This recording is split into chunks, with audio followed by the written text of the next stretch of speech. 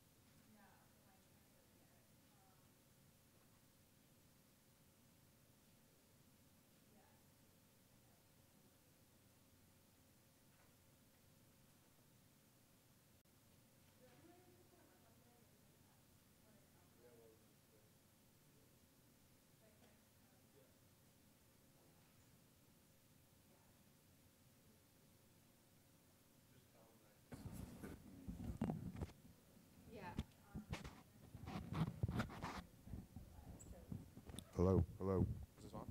It is.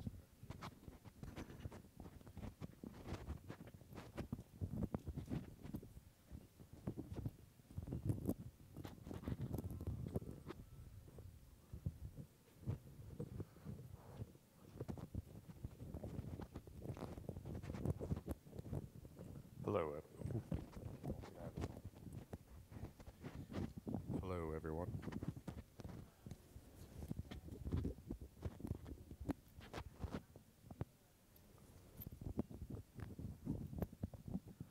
Good morning.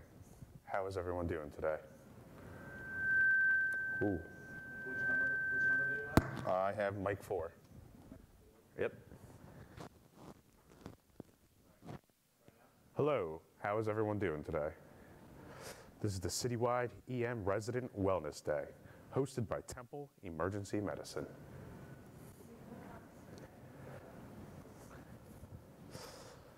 (7:30), registration and breakfast. Sorry? Yeah, this way it's not as zoomed in.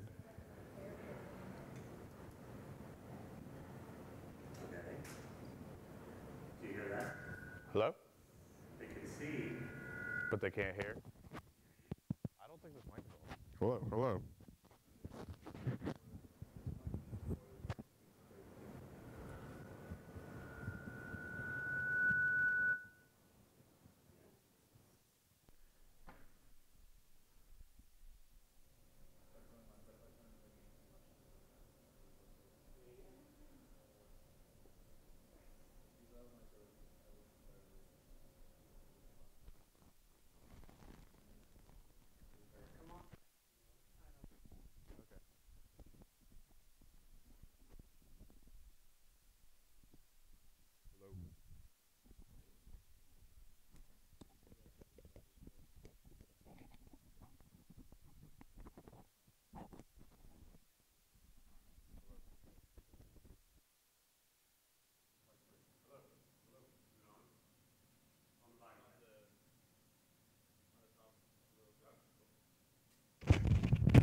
Yep.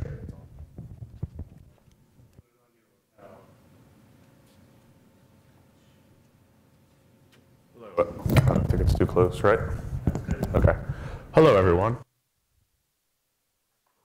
Can you see me from right here? Looking good? Yeah. Citywide EM Resident Wellness Day, hosted by Temple Emergency Medicine. Ooh.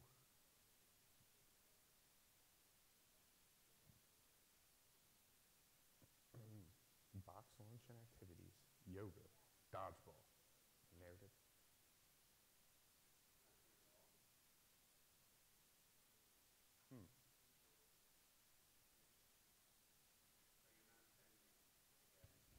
Huh, that's weird.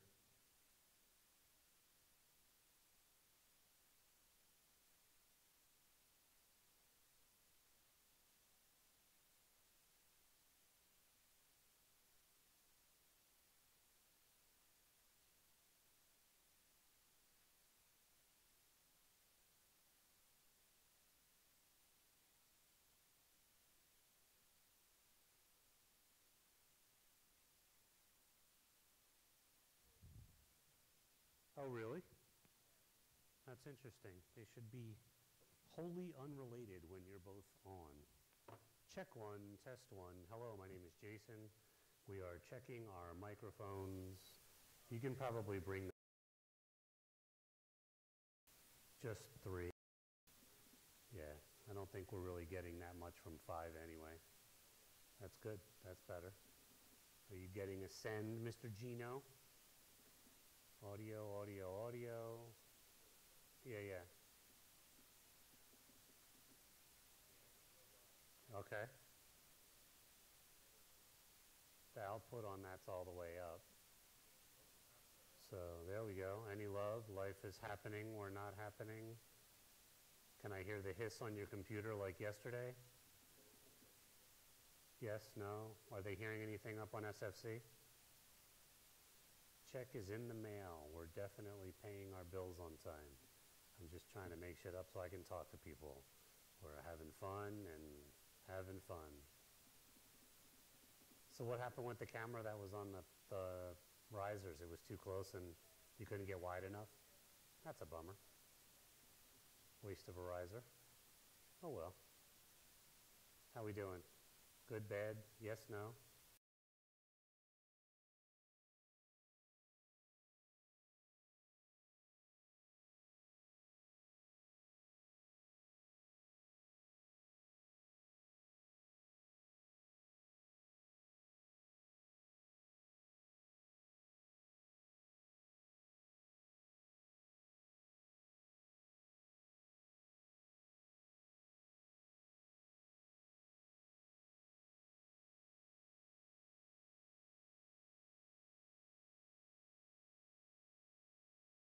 Down so that everything going to the room is a little bit less. Sorry. The left output down on the main. That way what's going to the room will be a little less, but it should bump up what's going on the rest of the mics to the right side, which goes to the camera. There's no volume control on the camera, right, Gino? It's just an in and an out? Is there any volume control? Oh, geez. Is that what you did, Sebastian? Yep. All right, so now let's make sure we get the room back. All right. So let's get the room back to where we need it so that they can still hear us in here. You want to mute that for a minute? All right, we're talking now. We're checking the wireless mic. We're checking mic number 5. Let me kill this one for a minute. All right, so let's try number 5, see how number 5 sounds with me talking like I'm talking to the room. Check, check, 1, 2. Feeling like you're getting something out of that? Yeah, that's better. Oh, little ring. Little ring, little ring, little ring. Little red Corvette. Checking the microphone. Hello. Jason Levy was a wonderful person when he was in high school, and ever since then, things went to pot. All right, so number 5 is working. That sounds pretty good. All right, kill 5, mute 5, and I'll turn 3 back on. Number 3 should be coming back online. Yeah, it's a little loud. Sounds like it's ringing a touch, but not too bad. All right, sounds good. That sounds good. Actually, I can hear myself in the background. Can you hear me back there? Are you sitting under a speaker? Yeah, is there one in the ceiling right above you, or is it in the middle? Yeah. Can you hear me? All right, let's just try all of these then again.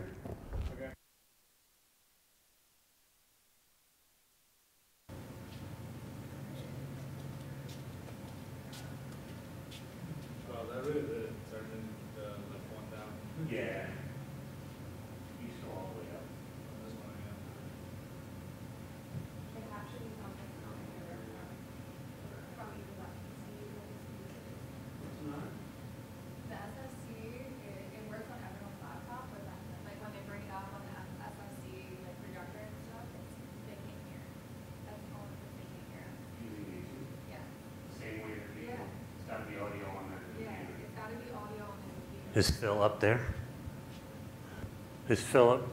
Ask if Philip is on site. Okay, we're checking microphone number 2. 222. Check 22. Checking microphone 2. SFC, if you can hear me, wave your hands and jump up around. Even though I can't see you, that would be pretty funny. All right, so what else do we have going on? Are we yes, no, good, bad? Hello? They can still hear me up there on other computers? All right, thanks, Gina. That one sounds pretty good. All right, I'll come back.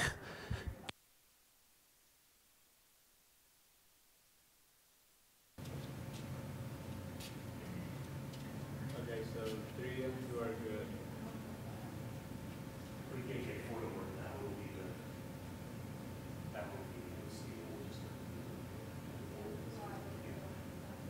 I think 1 was good too. Yeah? 1, I think it was working fine.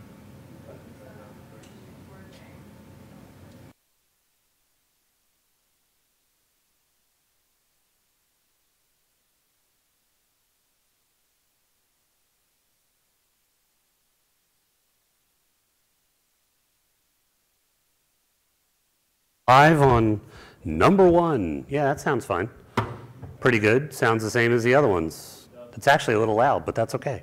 You can kick it a touch, but that not too bad. Yeah, that's good. No ring from me. I hear that speaker more than this one. I don't know why, but maybe I'm hearing the middle, but still. How you doing on the phone? All right. They can play other YouTube. They're trying to get AV up there now, but they can play other YouTube videos on it, no problem. With audio. Yes. But when they pull up this YouTube, they can't play. They can't hear. That's weird. It's so weird. But every other computer's working? Yeah, every other computer, the laptop. Now they're trying to connect the laptop to the screen. Got it. Okay. All right. So I think we're good, Sebastian. I'm going to switch out that.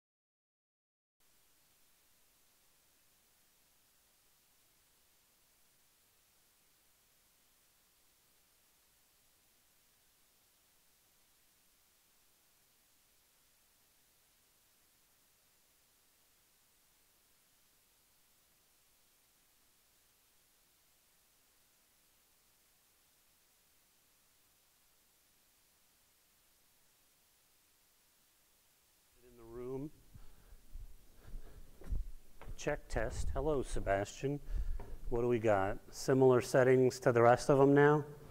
That sounds a little better. Somebody must have turned the gain all the way up on that box. That sounds like the other ones? All right, and we're still good with 5? Check, check, test 5. Yeah.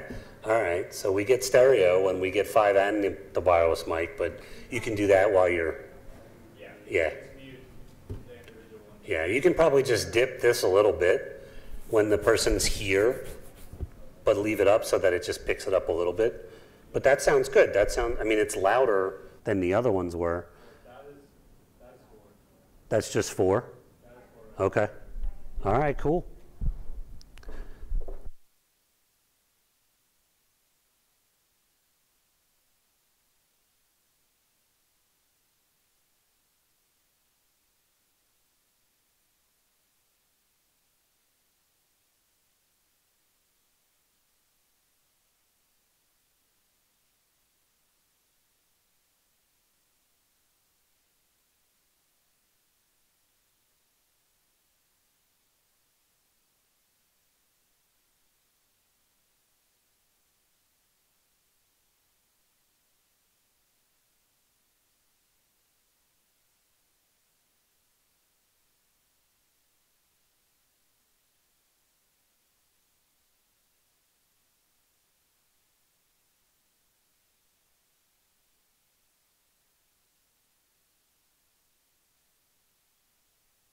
Mic number 2, mic number 2, checking mic number 2.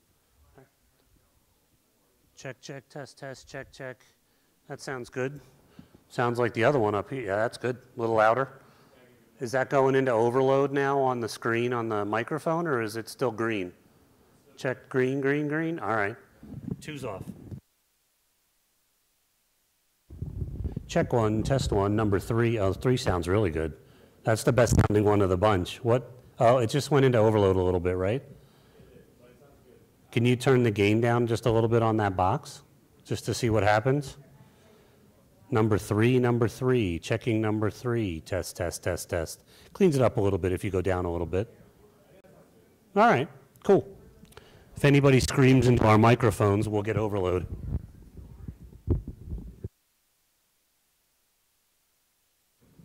Little.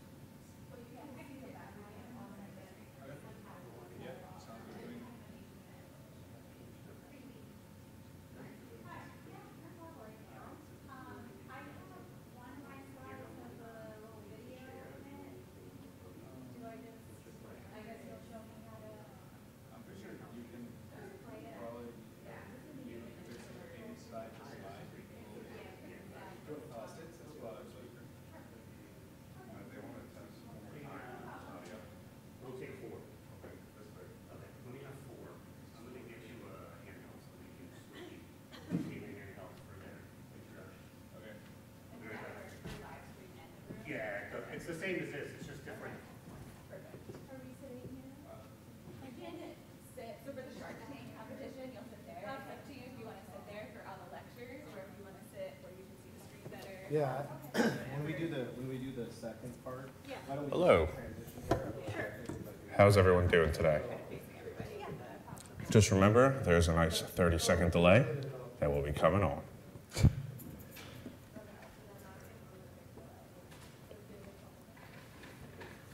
Testing. 1, 2, 3.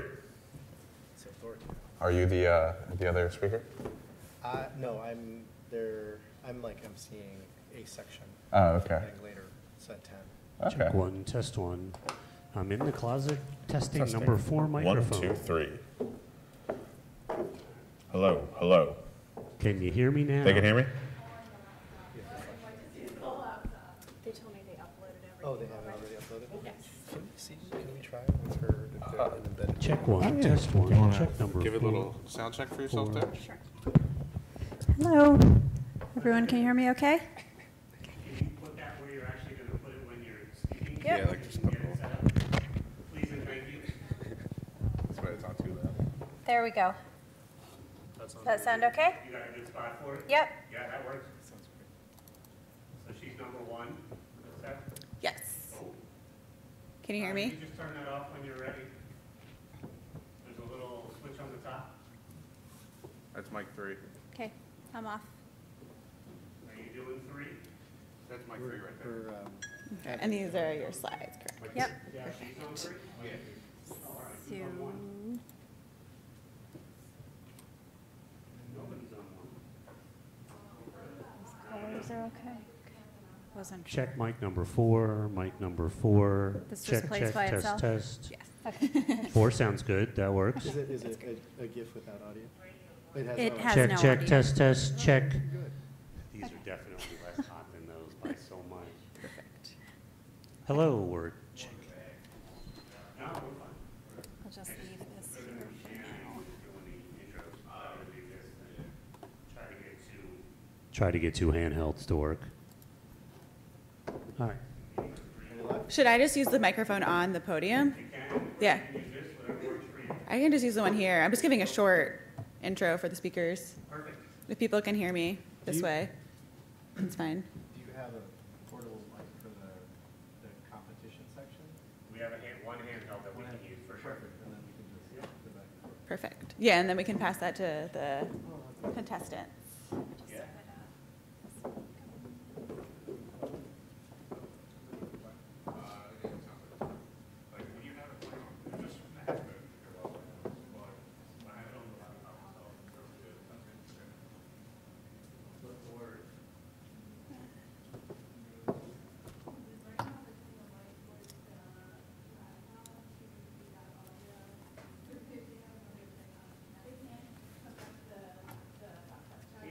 Phil's working on it with them too. So they should be able to get it. Okay. In or out of the, yeah. Oh, let me put that stuff in the closet. Here you go. Sorry. Whatever that is.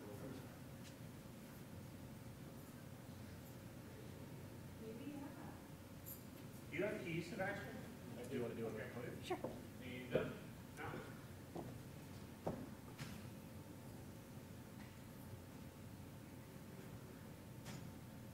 Maybe use the magic thing, but, on the picture. Just the What? lighting on this Oh, the side. lighting? Yeah. Yeah, no problem. Thanks.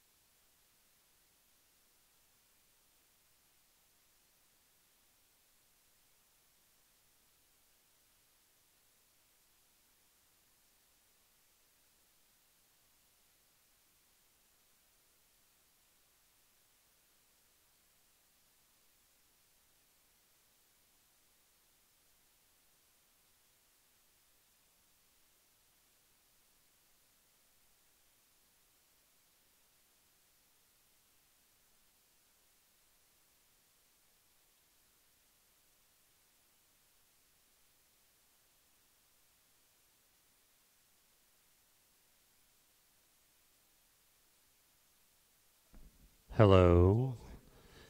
Yeah, they're just not. If she's still working on it with SFC and they're not having any luck, I want to keep talking. That way they can. What's the word? Is it? Turn it down a little bit. I turned it up. Check, check, test, test. Yeah. The story changes. I sent somebody an email with that sound, that dun dun dun, yesterday. That was pretty funny. Still going into overload? Are we good? All right. I'm talking. That's why I started talking again, because I figured she would need it. That's a really interesting little moving image you got going on there. It was just going back and forth. Did you move the camera? What are you doing? We don't pay you to move the camera. No, I'm just messing with you. Oh. You can hear it on this one? And that's weird. Why not? We should probably figure that out, because if you can't hear it on one and they can't hear it on one, then it's a bigger issue. I'm talking on the microphone. Okay. But you can't hear it on this one? What if you pull the headphones and just try... There you go. That's weird. Maybe the volume's down on those. Oh, maybe. Yeah. That works. There you go. Yeah. See if you can hear it. You know what it might be? Is that what it is? Is there any way to do mono on the feed? Maybe that's their problem up there. Maybe they're... So, if they're only using the right channel, it might not work. They may have to use just the left channel audio. Is there a way that you can change that to mono out to the stream? Or if... Yeah, but if only one channel of the headphones is working, there's no way to... Can you do left to left and right to left? Does it... So do just both left. Check, check, test, test, check, check. All right, so now what are you hearing? Pull the headphones out of the PC or turn this one up so we can see if it's working. So maybe it's right. Check, check, test, test. Oh, there we go. All right, so now are you getting both in the headphones? Check, check, test, hello. We are now... Check, test, check, check, test, test.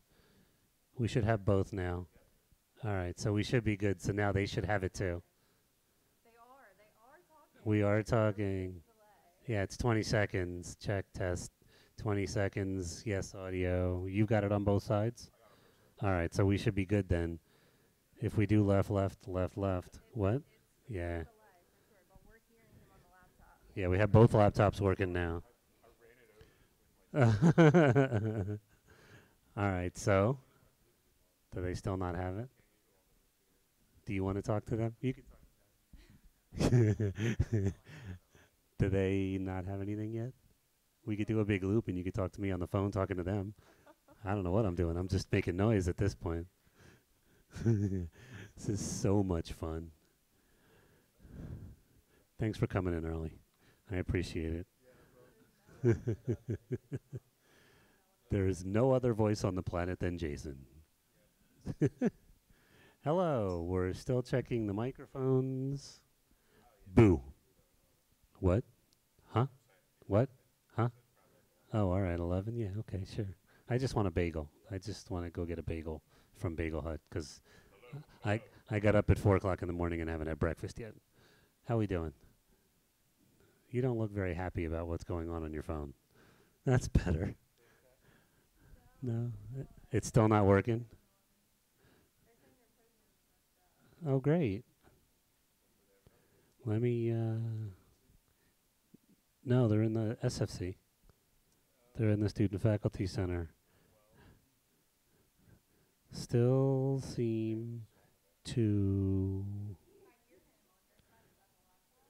still seem to be having trouble, Phil.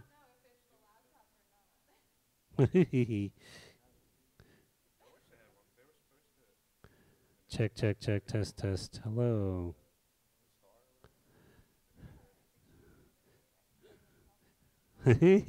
How can you hear me? What is... Well, hit mute on the laptop to figure it out. I can easily make fun of them from here. They can't do anything to me. I don't know who the tech is. All other YouTube videos work on our end. Okay. It's working. It's working on our PCs. Oops. PCs. I can't type with my left fingers very well. And Mac here. Man here? Really? That's not going to change anything. I don't know. They want to see if it matches. I don't understand what you guys want to see. What you want to see. All we're trying to do is find... I'll happily walk up there, but it's not going to change anything. Turn 5 off. Can you see me on the screen? It's clear. I think they want to try a laptop. Well, they have laptops up there. She just has to know where to find one.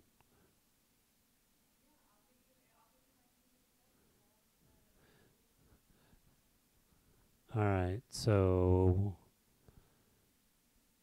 he said specific to that stream, but the stream works on his PC. So Phil's at home because his kid's sick, and maybe his kid's sick. I'm not sure if his daughter's sick or not. Hi. How you doing? All right, so we're still talking, and you can still hear me on your phone? If the thing that doesn't work is the SFC, we're really going to be in trouble, right? Is it back to one side? Okay. Are you one of our speakers? Sebastian's your technician. He'll help you get it mic'd up.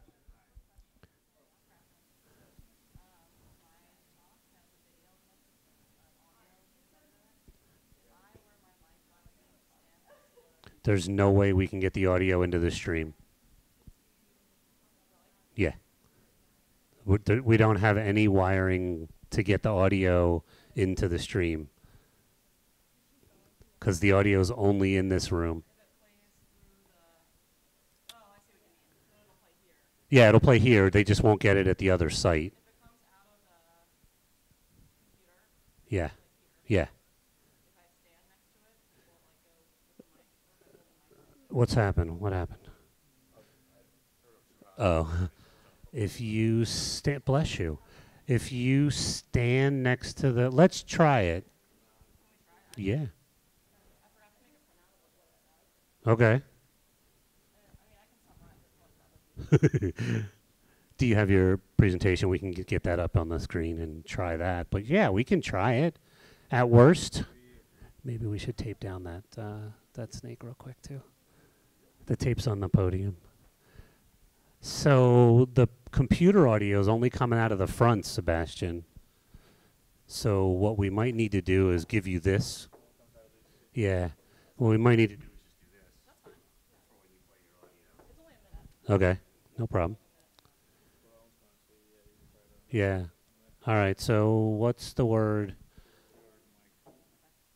I'm assuming you've used a lavalier before. Hopefully. Good. Sure, we can get you a clicker. There's 2 in the... Go ahead. Go ahead. I'll get this. Yeah, go ahead. Get her a clicker. No, it's in... There's 2 in the thing. There's 2 in the closet. All right, so hit that. Let's see if we get any audio.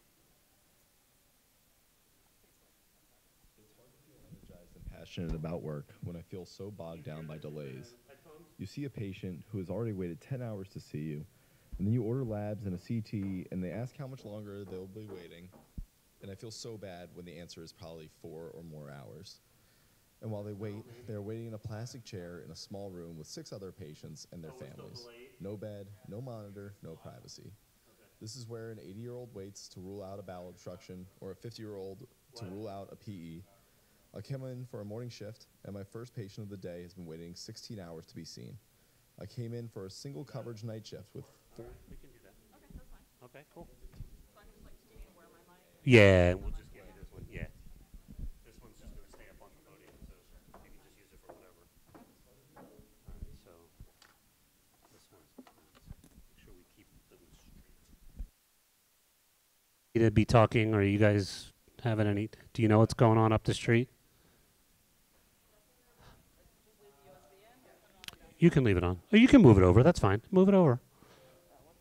Escape. That's their, yeah.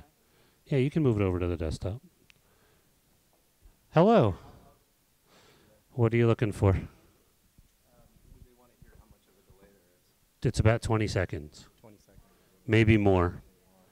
It's between, yesterday it was between 20 and 30 seconds. Oh, really? Interesting. That's good they're not in the same room as us. Good to go. Check test 1, 2. All right. Thank you. Let's just test the clicker, please, Mr. Sebastian. That one's not working. That one's not working. That one's not working. Here, I'll just do this. Thanks. I'm just, they're trying to get the audio up a little bit. Talking the whole time. I've just been sitting here talking for an hour. It's all good. So we're checking the audio, and oh no, it's all good. I just want to make sure it's working up there. And my team up there is still texting me, telling me it's not working. Is that? Oh, good. All right. So just turn it off mouse and put it on click, and we're good to go.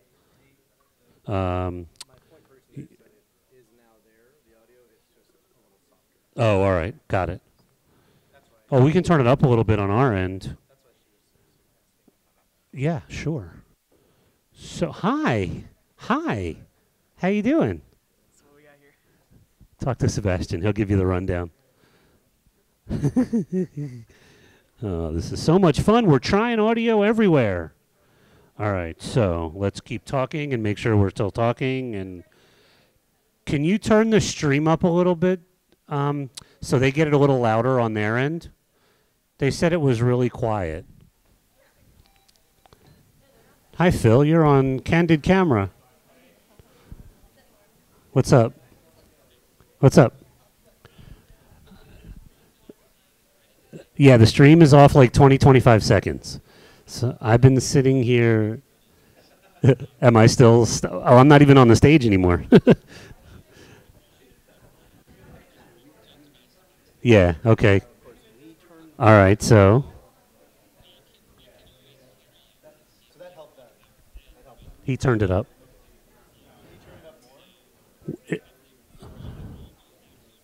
Yeah. Okay. Okay.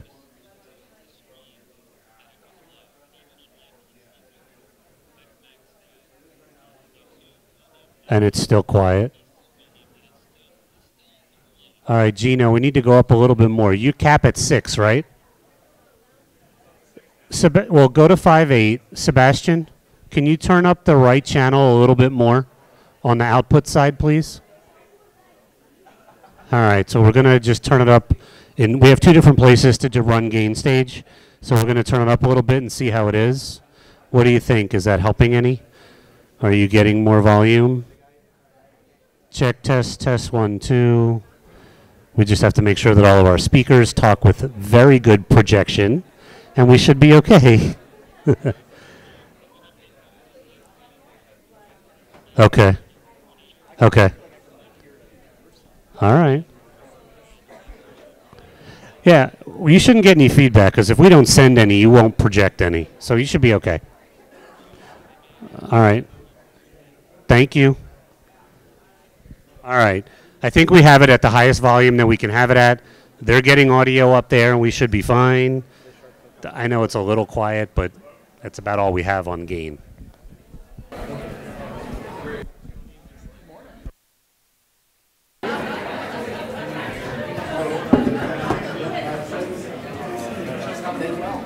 They're good. Okay.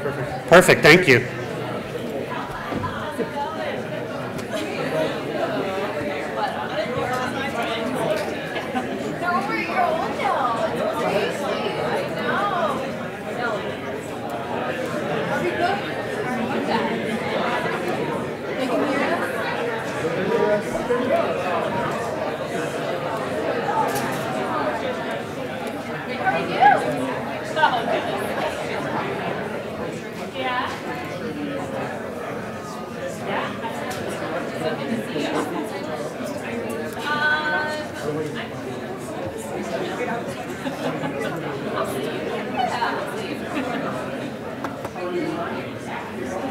All right, so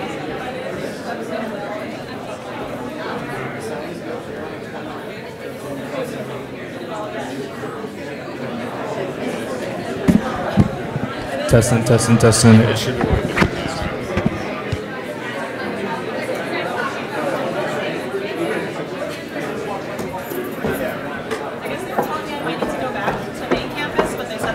oh, you're good. I think Sebastian has it.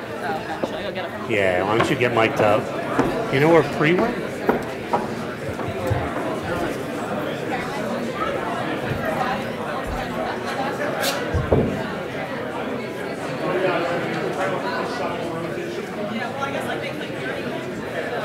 Oh, we got it fixed.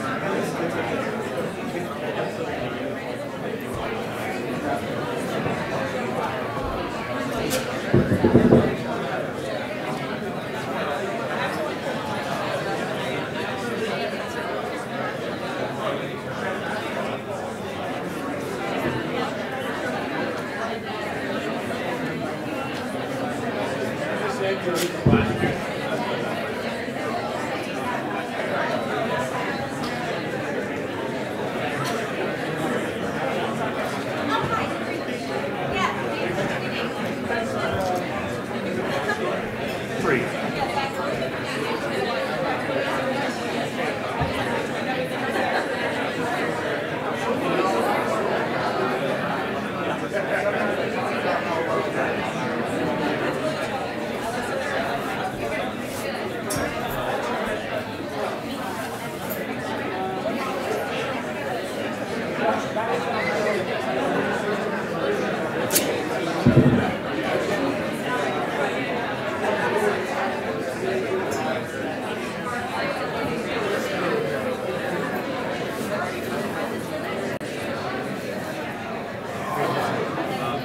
Okay.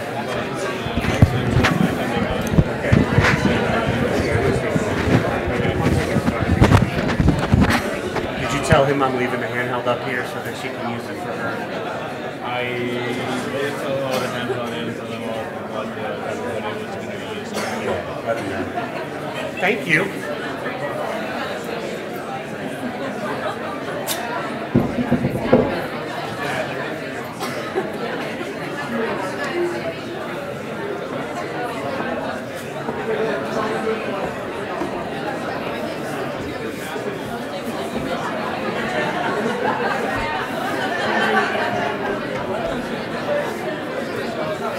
Okay.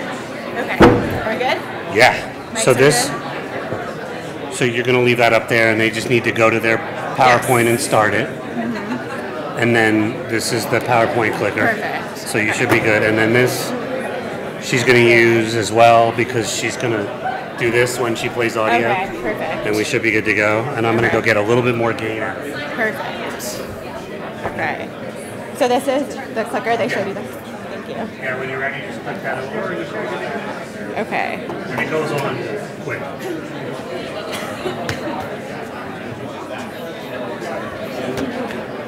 The hu-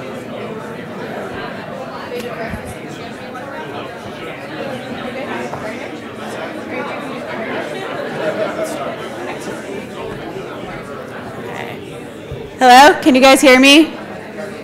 Okay, we're gonna get started.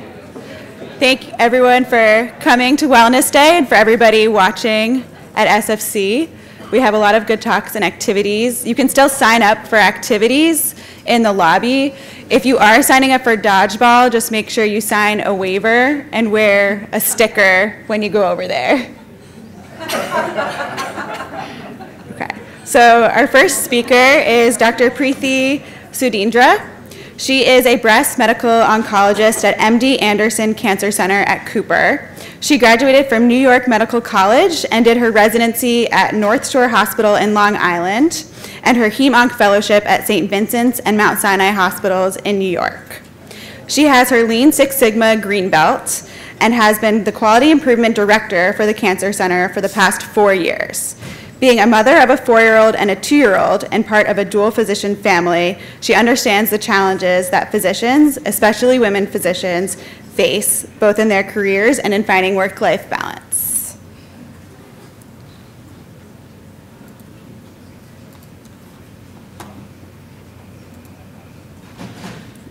So it's Preeti Sudheendra.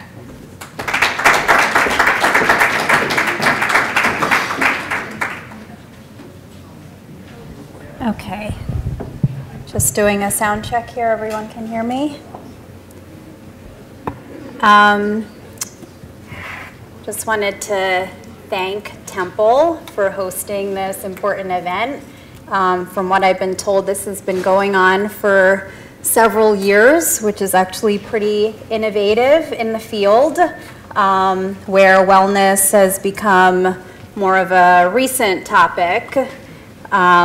And I'm very optimistic that the administration here is open to having a discussion about physician needs and wellness. So my talk today is going to be focused on resilience. It's a topic close to my heart and a skill that I work on every day. A few months ago, I came back from a women physicians wellness event. Very excited, very motivated, and in hand was my list of motivational books I was going to read. But with epic notes to be done, 2 little kids, a home to take care of, who has time to read? So I went to the library. And yes, I have a library card. I've had one in every single city I've lived in. And I went to the audiobook section. And this book caught my eye. Big red balloon on it. Called Option B. Facing Adversity, Building Resilience, and Finding Joy. Hey, that's just what I need in my life right now, finding some joy. So let's see what this book has to say. It was written by Sheryl Sandberg, who most of you know, she's the COO of Facebook, after the passing of her husband. And it wasn't just about her story, it was about a lot of other very brave people who have faced unimaginable hardship and found a way not just to bounce back from it, but to grow stronger from it. Our healthcare system, I think, is in a level of crisis right now with all the pressures that physicians have never faced before. And my hope today is that we can talk about the ways that we as individuals and also as a system can use the skills of resilience to start overcoming these challenges.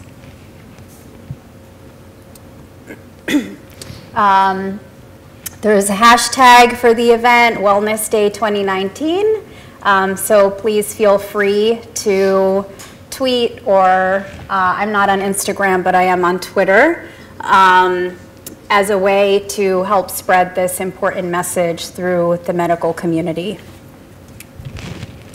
I have no disclosures today. And I'd like to start by talking a little bit about physician burnout, what that means, what the causes are, and what options we have to try to move past this. So burnout can be thought of as a process of chronic stress. And when we think about syndromes in medicine, the 3 symptoms of burnout are exhaustion, physical and emotional, cynicism, and decreased productivity. Burnout is not something that comes from within, it's something that comes from external forces.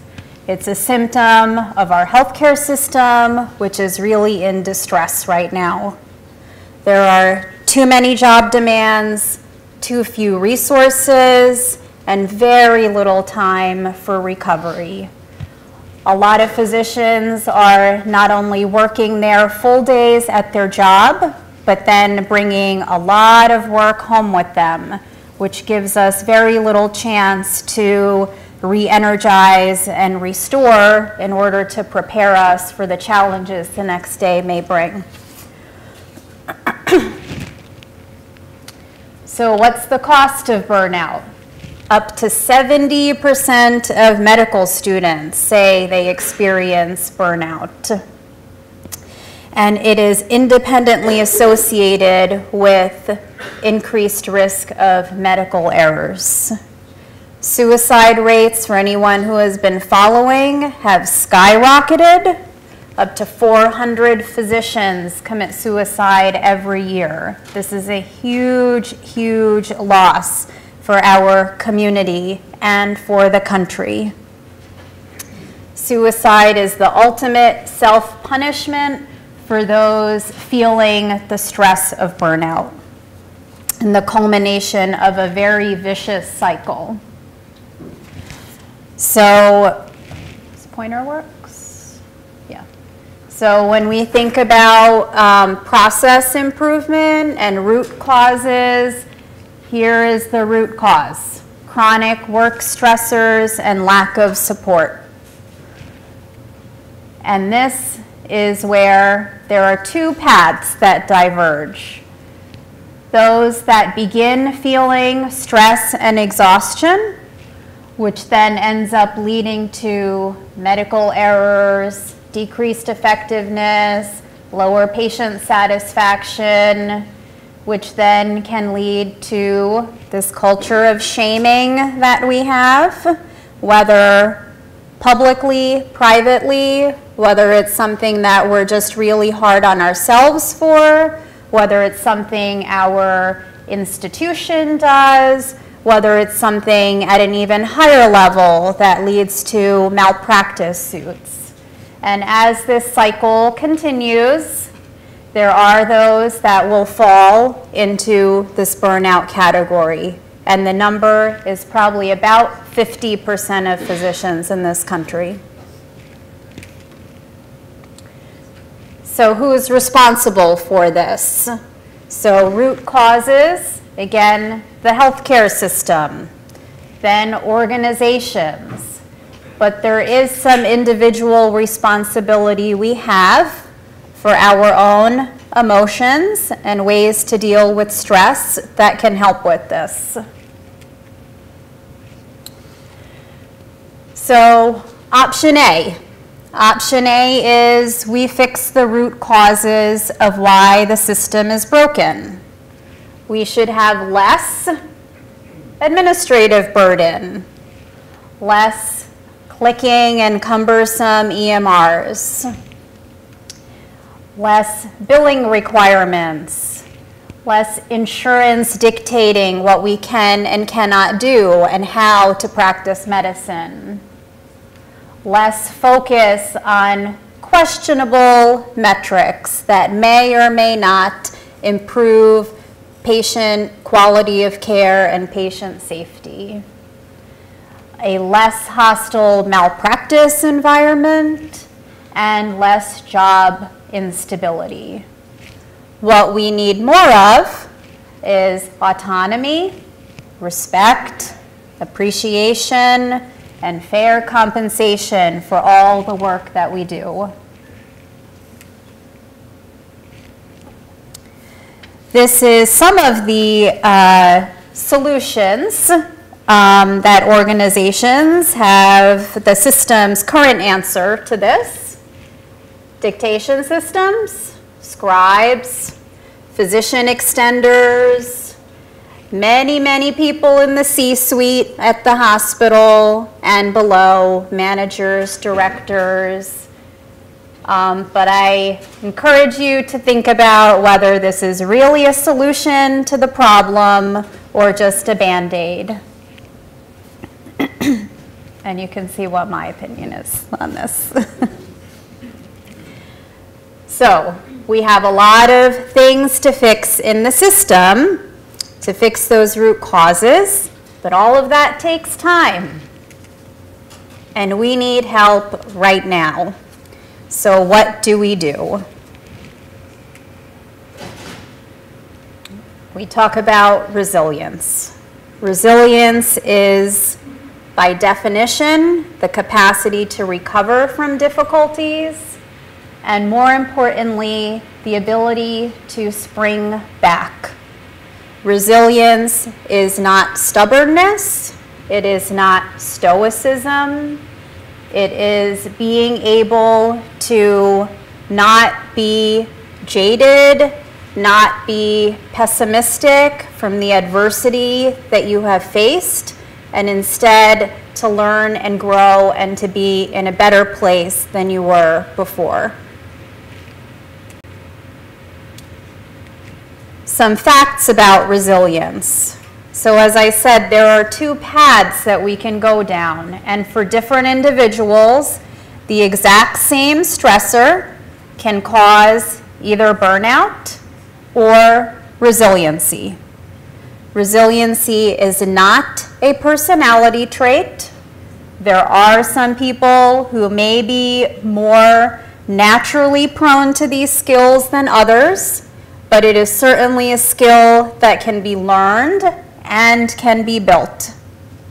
As I said, resilient individuals not only bounce back, but grow stronger from the adverse events in their life.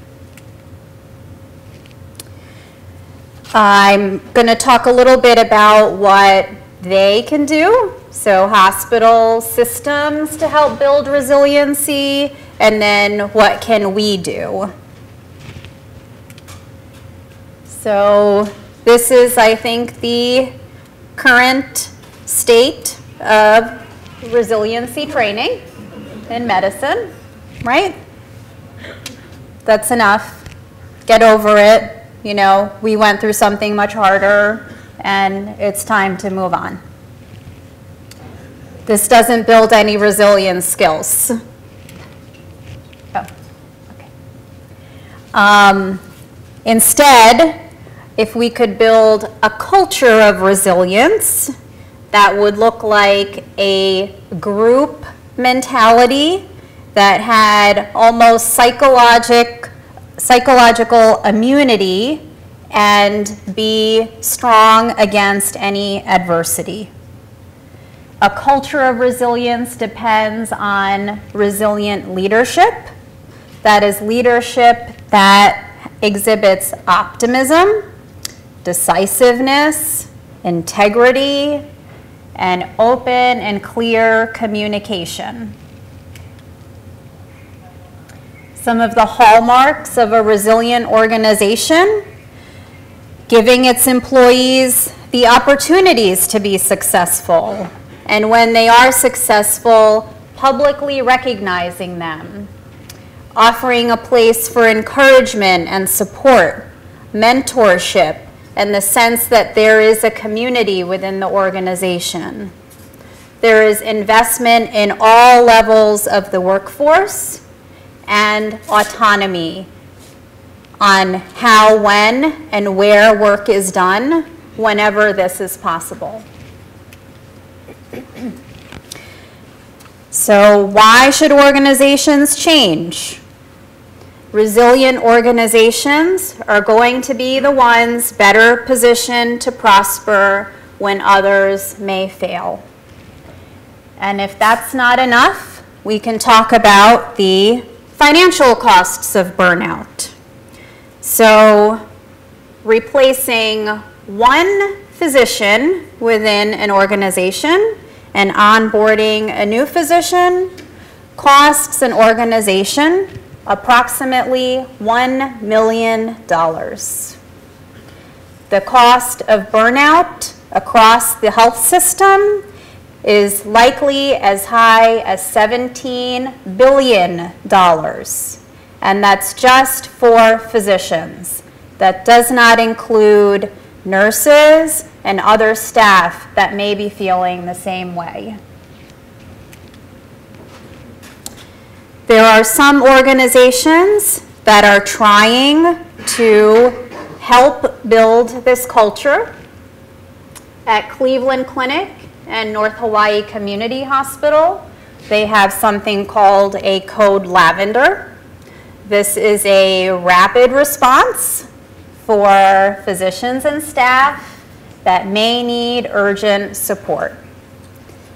This doesn't fix the root problem, but it does offer another way for support from the very traumatic things that physicians experience every day.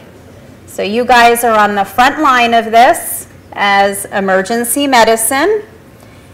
You guys see patients at their sickest, and unfortunately, you rarely get to see patients recover. And that does take a toll on us emotionally. And I think it's important to recognize that and the needs that physicians going through this trauma every day may have. Stanford has an entire resilience project. Their goal is to change what we perceive as failure. It is not something to be avoided. It's something that has meaning, purpose, and value. You can go onto the Stanford YouTube channel. They have video stories of those that have overcome setbacks. They have these 6-word stories. And they have an annual event. It's coming up in April called Stanford, I Screwed Up. Again, you can go on YouTube. You can watch last year's event. This year's event is in April. And it's students who come up to the mic and very publicly acknowledge ways that they may have screwed up and what they have learned from it. And I'm going to come back to the concept of failure in a little bit. This is something that we can all do, the long lost doctor's lounge. So this is not a luxury. It should not be thought of as the place for just a free cup of coffee. Just like deals are made on the golf course, connections are made in the doctor's lounge. This is where you get to know colleagues that you may not usually interact with. This is where physicians can find a place to recharge and a place where they can feel that their hospital and organization is taking a step to take care of them, because we take care of so many. So what can we do?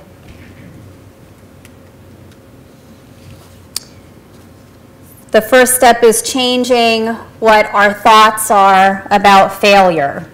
Failure is just part of a growth process. If we did everything perfectly the first time, nothing would ever change. There would never be innovations and growth.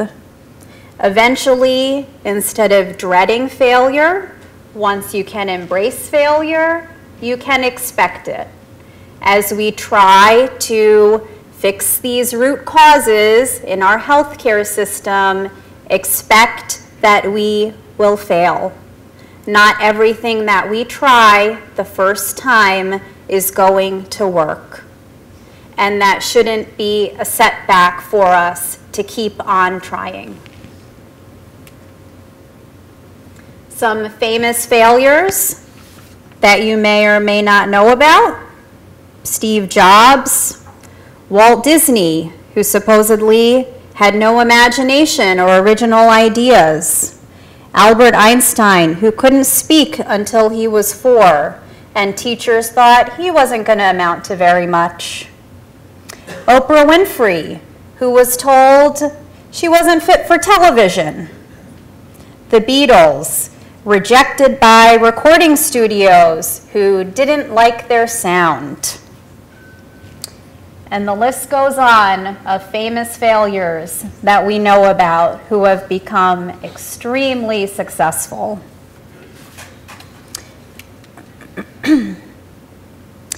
Moving past limiting beliefs. So some of the pitfalls when we do have an adverse event or something happen to us that we can fall into is personalization, so believing that we are at fault. Pervasiveness, the belief that an event will affect all areas of our lives. And permanence, this will last forever. I will never move past this. And I wanted to share a personal story with you. In 2016, Cooper began reporting to all the physicians their Press Ganey scores, CG caps, H caps, if you guys are familiar with that. Every month, we get a report with the 6 questions related to physician communication quality. We get our N number of patients that responded. We get the number of patients who gave us a top box score, which means you did that always. And then we get our percentile rank. Our percentile rank is how that scores compares to all of the other physicians in the Press Ganey database. So the year was 2016, and we had just started doing this. I had 38 responses. 97% of patients gave me a top box score for physician communication. That put me in the 89th percentile. My division was performing at 82. I felt pretty good about myself. I'm doing really good at this. I am a great communicator. Then came quarter 1 of 2017. 17 responses so far. 87% had given me a top box score, but my eye did not see that number. It saw my percentile rank, 11. I was in the 11th percentile, and my heart was broken. I fell through every single one of these pitfalls. This is about me. I'm a terrible communicator. What am I going to do? I am never going to make up for this. I will never overcome this. What is my job going to think of me? And what is my division going to think of me? I shed many tears over this. I started becoming very nervous going in to see patients, very cognizant of how I was communicating. That probably didn't help, because not only was I nervous, when we're nervous, we probably make patients nervous. And did my best to put this behind me. A few months later, I reached out to a mentor who gave me some great advice on how to tweak my communication. With that advice, and once I was able to move past these, I was able to round out the year Again, 94% of patients giving me a top box score, but still that landed me in the 59th percentile for the year. For any of you who are familiar with how these scores work, it's a very tight curve at the top. A couple percentage points can make a huge difference. So here I was calculating what's 94% of 79, how many patients was it that didn't give me a good score. I went and asked for all my raw data, trying to figure out what the issue was. Eventually, I was able to move past this. 2018. We just got our scores out. 109 patients have filled out responses. 99% have given me top box scores. That puts me in the 96th percentile, and I'm one of the physicians in the top decile for our entire organization. And if I had let those beliefs take me down, I don't think that that would have ever happened. A lot of these beliefs may come from externally.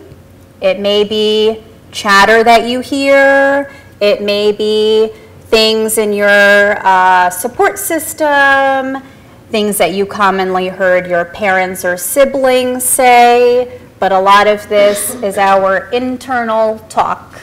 So we are truly our biggest critics, and it's important to be aware of when we are saying these beliefs to ourselves.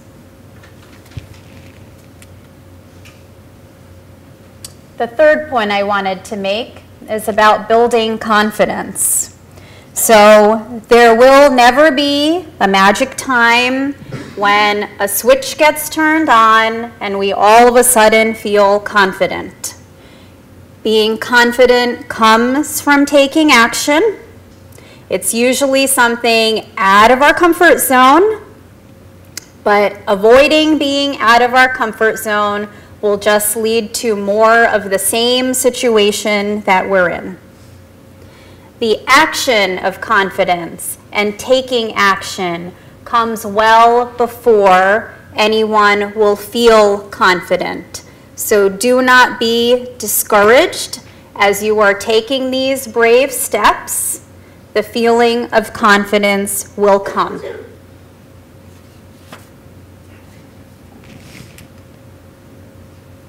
Counting your contributions. So a lot of literature about counting our blessings. Some people keep a gratitude journal. I think this is important. It helps keeps our lives in perspective. It helps us feel gratitude for everything that we do have, but blessings are passive. Contributions are active. It's a reminder to yourself of all of those brave steps you have taken, all of the risks, and all of the wins. It doesn't matter whether it was a step forward, a step backward, a win, or a fail, a step was taken. They do not have to be big steps. I started keeping a contribution journal just this year, and every day I write my wins in it. January 13th, 2019, my 2-year-old daughter's little monkey had been lost for days. For those of you with kids, you know how traumatic this is and to what ends you will go through to try to find their favorite toy. So finding Ria's monkey in a handbag that I was about to donate was a big win for the day. So was getting to the dentist on time. And on my long list of things to do, donating coats to a coat drive.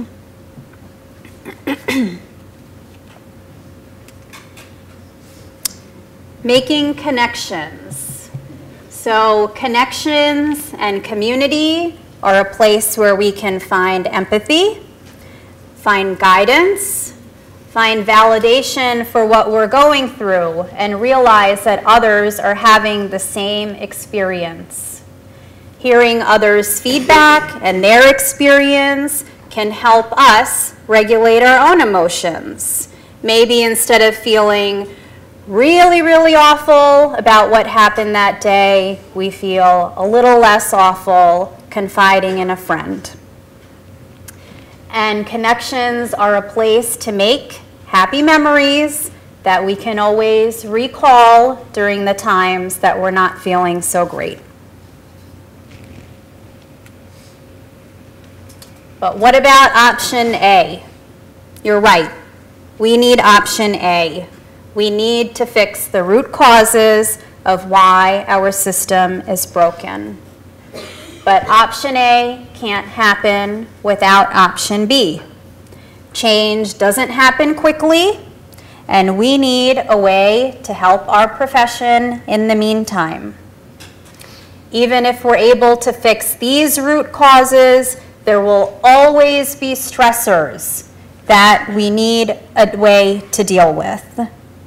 Being resilient puts the system, hospitals, and us in a better place to create change.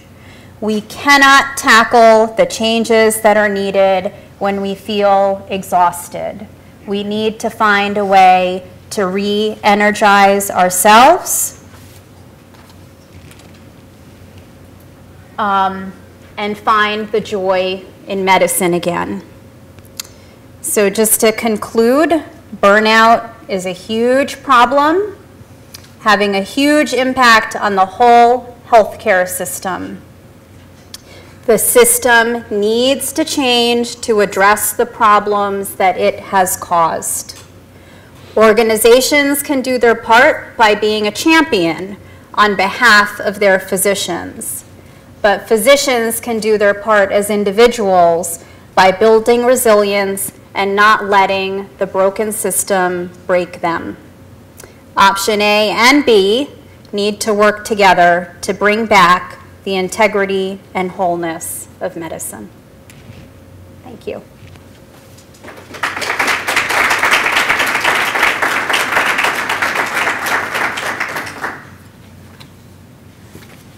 Well done. Sure.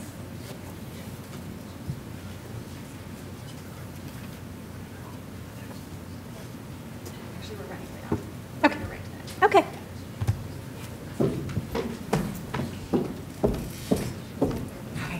Wow. Sorry. Thank you so much. That was such a great talk. Maybe it resonated with me because I'm in the midst of a wellness need, but I really appreciated your story. Hi, everybody. I'm Jean Marie Prone. I'm from the University of Pennsylvania. I'm here with some colleagues, and we're really excited about offering a wellness training with MAT, but I'm holding this flyer for you guys to just text your sort of initial enrollment, whether or not you want to enroll or not. Everyone's eligible just to fill out the survey, the first like 10 questions, 5-question screener, and you're eligible for a $50 raffle. And then if you are also then eligible for the training, then you're eligible for $15 today to walk out with an Amazon gift card and $25 at the end of the training. So thanks. We promise you'll feel really good after it.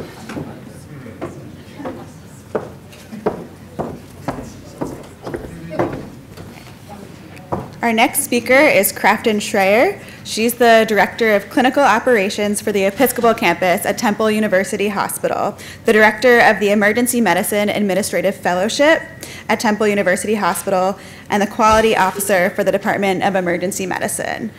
Dr. Schreyer completed her residency training at Temple University Hospital, and her clinical interests are in emergency medicine administration and operations and quality and performance improvement.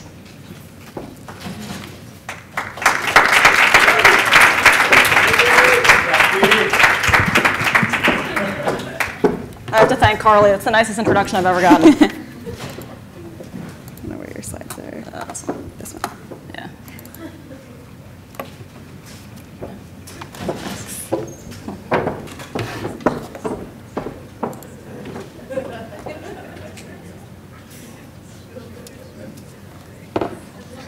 All right, well, thank you guys for having me today. I'm really excited to be talking to you on this Wellness Wednesday. And as Preeti mentioned, we do have a hashtag, and it was my New Year's resolution to tweet. So I would really appreciate it if you guys all tweeted, and then I can retweet, and that'll help me a lot with my resolution. So please do that. Today I want to talk to you about this concept that I've come up with. It's called work wellness. And it's a little bit of a different take, I think, on our traditional concept of what wellness really is. But it's made a big difference in my life and my career, so I wanted to share it with you guys. So I want to open up with a question. How many of you guys would consider yourself well from a wellness perspective? Please be honest. That's pretty good. It's good. This is Wellness Day. But second, follow-up question. Is that outside of work, or is that at work? Outside of work? Okay, that's fewer people than I thought. At work? That's even fewer. Okay. Have you guys thought about it? Like, have you thought about the difference? I mean, I think my traditional teaching of wellness was that it's what you do away from the hospital, right? It's what I do to escape the terribleness of medicine. And I go and do yoga, or I don't know, that's the latter half of the day. But you do all these activities outside of the hospital to make you more well for when you come back to work. And I think it's really interesting to me. Actually, I was shocked when they asked me to talk on Wellness Day. And the Temple crew can correct me if I'm wrong, but I think that most people perceive me as being unwell. There's a running, not so funny joke that I spend all my time at the hospital, that I live at the hospital. And I was there for 16 hours yesterday. That was a bit above average for me. But I can assure you I don't live at the hospital. I actually have a home outside of the hospital that I live in. And I have not once used the cot that I was given in my office. So that's a win for me. And don't get me wrong, I do spend a lot of time at work, but I take my vacations. Like any good Jersey girl, I gym, tan, and laundry. But I think the perception is that because I am at work a lot, I think about work a lot, I do work outside of work a lot, that I must be unwell, right? And my take on this is that working more is actually, I think, what keeps me well. And that might sound a little backwards. I get that. But I really do think that putting more time into what I'm doing and trying to contribute to making the work environment that I'm in better makes me a more well doctor. And what I want to share with you today is my journey towards work wellness, or working for wellness. So we'll go back a couple years, not that many years, I promise, when I was a resident at Temple. So I walked in the door, I was really excited. This is like my dream residency, I'm ready to go. I was interested in lots of different things. Ultrasound, medical student education, SIM, like what Shannon's gonna talk about, I was ready. And not once did I consider operations or administration. That was boring, right? I didn't know, that was for old people. I didn't want to do that, that is not cool. But, I found that I worked, shift after shift, like all residents do, and I was realizing that there was only one thing that was always the same. That no matter what shift I worked, who I worked with, who my team was, what hospital I was at, what rotation I was on, there was always one constant, and that was inefficiency. And to me, that was beyond frustrating.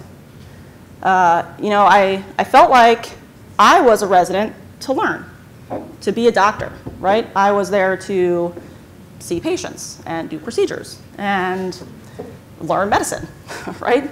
But I couldn't, because my time was consumed with these innumerable tasks that didn't seem to do anything to further patient care or to further my training. I would spend a good portion of my shift looking for supplies that weren't where they were supposed to be. Then I would go in the back to the supply room And they weren't there either.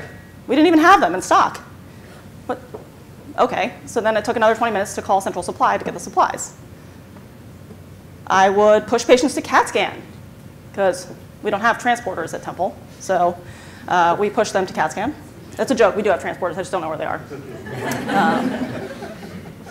I would call multiple consultants or admitting physicians, and I'm not going to say arguing, I'll say having discussions with them about admitting patients to their service. You know, I was a doctor. I knew this patient needed to stay in the hospital, and they needed care, and no one seemed to want to provide that care, no matter who I talked to, right? They didn't want them. So it would be multiple phone calls to get someone admitted. I couldn't hear myself think, because I was bombarded by overhead pages that half the time I couldn't understand. A quarter of the time seemed to say that food was out front, and then the other half the time didn't seem to do anything, again, to further patient care. I would sit in front of my EMR. Back in the good old days, that was MedHost. Now it's Epic.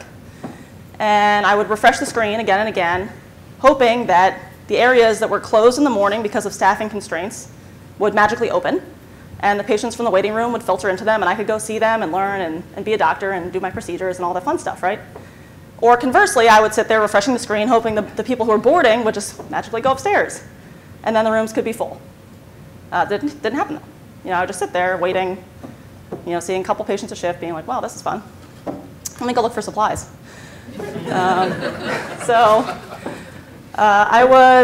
As I was getting ready for this talk, I was reliving my residency and the frustrations I was having, and I actually was talking to one of my colleagues who works at a hospital that shall not be named, and he was kind enough to share with me some of his experiences, and I want to share them with you.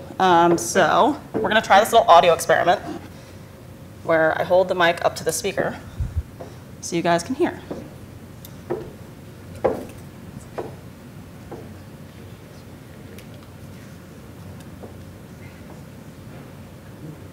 It's hard to feel energized and passionate about work when I feel so bogged down by delays.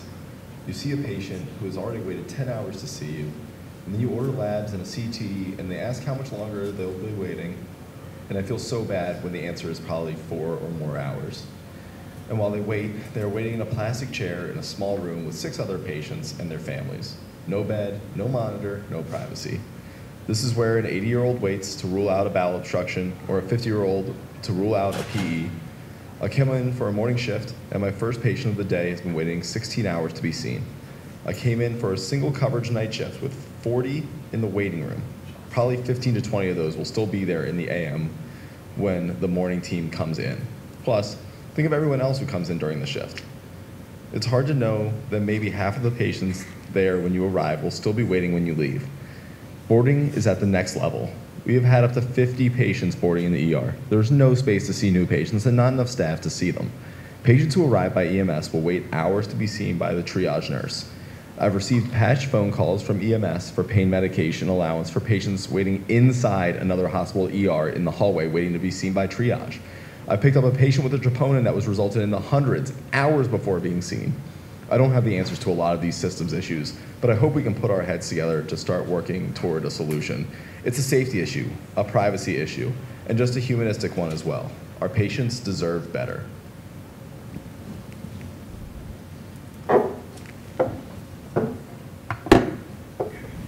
Can you imagine being a patient in that hospital? Waiting 16 hours overnight in an emergency department waiting room to get seen? Having a heart attack and having no one notice for 4 hours that your troponin was in the hundreds? How are you going to feel when you see the provider? You're going to be like, thanks, doc. I don't think so, man. Right? You're going to be upset. You're going to be angry. You're going to be frustrated. What about you as the provider? You just came in from your wellness day off, and you're really excited. You're going into your shift, and you're like, here I come, into the patient room. How's that interaction going to go? Good? Bad? Bad, right? It's going to be a negative interaction.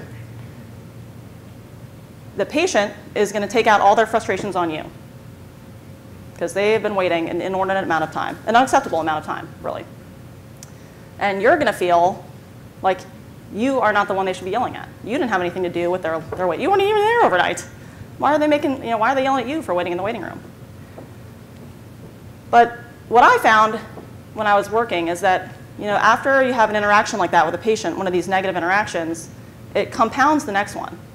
So you have a negative interaction with a patient, then you maybe have a good one, then you maybe have another negative one, and then another and another, and before you know it, you've had a negative shift. And then you're unwell at work, even though you came in really well. And it got to the point for me where it was debilitatingly frustrating that there was a broken system that I was working in that was impeding my ability to be a doctor. I couldn't learn in this environment. And I knew that something needed to change. I needed to fix the system. Otherwise, I was going to, for the things that were sucking the life out of every shift, were going to suck the life out of me. I needed one of those code lavenders. We don't have one of those at Temple, but that was the time, right? No one called that. Thanks, guys. But I needed to do something to fix the system. And the problem was I didn't know where to start. Like, I didn't know who was in charge of this, if anyone was in charge of the system, or how I got involved. Thankfully for me, I was working a shift with the right people and was invited to join a meeting. This was as a resident. And I learned a little bit about, paradoxically, what shaped my career. At a paradox. Thank you. I stumbled upon what's called ED operations, or departmental operations. And I don't know if you guys as residents know what that is, maybe not until you do your administrative block. But I learned what operations is. And sometimes it feels like this kind of operation where you're fighting with patients, with other people in the hospital, with people in your department. Thankfully, it's not this kind of operation. But what it really is what you're probably thinking. It's that boring sounding term that comes from business that maybe belongs in a factory and not in an emergency department. And you're not wrong. Operations comes from the business concept of operational management. And the idea is that you optimize an organization, you make it as efficient as you can. In our case, that's a department, an emergency department or whatever department you work in.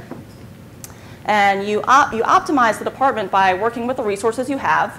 So whether that's staff, time, equipment, space, to produce goods and services. And for us, that's patient care. Those are our goods and services. Now, luckily, this is a monumental task that you don't have to take on alone. There are a whole team of people that work on departmental operations. Who knew? There are physician leaders, like the medical director, the assistant medical director. There are nurse leaders, so nurse managers, assistant nurse managers. There are administrative leaders within the hospital and within your department. There are people who focus on equipment and supply chain, and all these people work together in this little think tank to figure out how a broken system works. And as some of you who might have heard of operations or know a little bit about it, we focus on metrics, right? Look at the numbers game. So often these metrics look at things like throughput. So for inpatients, that could be length of stay. In a clinic, it's how fast it takes you to turn a room over to see a patient, get them out of the clinic. For us in the emergency department, we break it down into 3 different segments. The input segment, or door-to-doc time. So how long does it take a patient to get through triage, to get their whole kind of onboarding process in so they can be seen by a doctor. The input, the throughput time of how long it takes the doc to make a decision on the patient to admit or discharge them. And then finally, the post-load time, the time it takes the patient to get out of your emergency department, whether that's upstairs or home. And we do as well try to look at outcome measures. So those goods and services, that patient care that I was talking about, we do look at patient satisfaction scores. And as was alluded to, those may not be the best indicators. But I think more importantly than just looking at the numbers, you look at the story behind them, between the lines. And you want to see what those numbers tell you about the system that you're working in. And you want to use them to help identify problems, gaps in the system that can lead to that one-off medical error adverse event. That's why we look at the numbers. That's why we try to understand the system, is to identify these issues. Now, this is a concept that was put forth before a long time ago, 1999. I think I wasn't even in high school. The Institute of Medicine wrote To Err is Human, or they put out this book. Have you guys heard of that? I know you have, right? It's like famous. And the idea behind it was that it's not an individual problem. It's not that Dr. Schreyer is a terrible doctor. It's that it's a system problem. So Dr. Schreyer works in a terrible system. Not my fault. So what they did was they tried to identify different types of errors. So whether that's medication errors, communication errors, patient identification errors, equipment failures, process failures, whatever it might be, doesn't matter. They identified all kinds of errors, and they attributed them to a problem in the system. And I know you guys all know the Swiss cheese model. And we all like the Swiss cheese model. And this is because when the stars align, when the holes in the cheese align, you move from hazard to loss, right? You move from near miss to getting an adverse event for a patient or a provider. And to me, the model is interesting because you can't see the holes unless you visualize them in the context of the cheese. That's deep, think about that. But really, if you don't see the cheese, which is the system that you're operating in, you can't see the holes. They look just like everything else, right? And to me, that's what operations is. It's about finding the context of the cheese, to see what the system is that you're working in so you can identify the problems that need to be fixed. Because without that, you're nowhere. You don't know what's wrong. You can't fix what you don't know is broken. So operations works to, you guessed it, close the holes, right? And there are a couple different ways we do this. And the first is the lean methodology. And this is about waste, not like trash waste, but non-value added activities.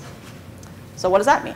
Well, yesterday, I was working my shift as part of my 16-hour day. And one of the nurses came up at the end and proudly proclaimed I got 10,000 steps on my Fitbit. And there was a little round of applause. And I was sitting there going, what have we done that means that you need to walk miles during your shift to care for patients? Like, what is in the wrong place here? Is the equipment not where you need it? Is it not at the bedside? Is it not in the back where it's supposed to be? Is your computer not mobile enough?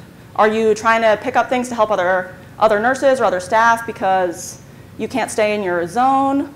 I'm missing something here, but like, this is not good. It's good for your health, but it's not good for the department. It's not good for patients. It's not good for other providers. And similarly, there are other wasted activities, non-value added activities in every process that we see. When you have excess inventory, any waiting time is not getting the patient any closer to their goal of treatment or disposition, right? And what you do in the lean methodology is you look at an existing process in your department and you say, I know what this is. I know what's going on here. And we're gonna, it's not that bad. We're gonna make a couple changes and get the process to be as efficient as possible. But then you actually go and you walk through the process. And I've done this. You follow the patients through triage or registration. And if you haven't done it, it's worth it. Because it's not what you think. You walk back and forth. You make circles. You go places that you didn't think you needed to go. You do things that you don't need to do to get to your end goal. But what the lean methodology allows you to do is to take that process and make it what you want it to be. Right? Make it as streamlined as you can to get from point A to point B as quickly and as efficiently as you can. So essentially what you're doing is you're taking out all that red stuff, all that non-value added time, and condensing it into a process to make it shorter overall, but also have a higher percentage of value-added activities. So that's good. That's a win for everyone, for patients and providers, because you spend less time doing what you need to do, and you can move on to the next one. So as a resident, I could learn more, right? I could see more patients. I could do more procedures. I could do what I was supposed to do. The second of these two methodologies that people like to use is called Six Sigma. And for this, I'm going to use an example I think we're all familiar with, hopefully.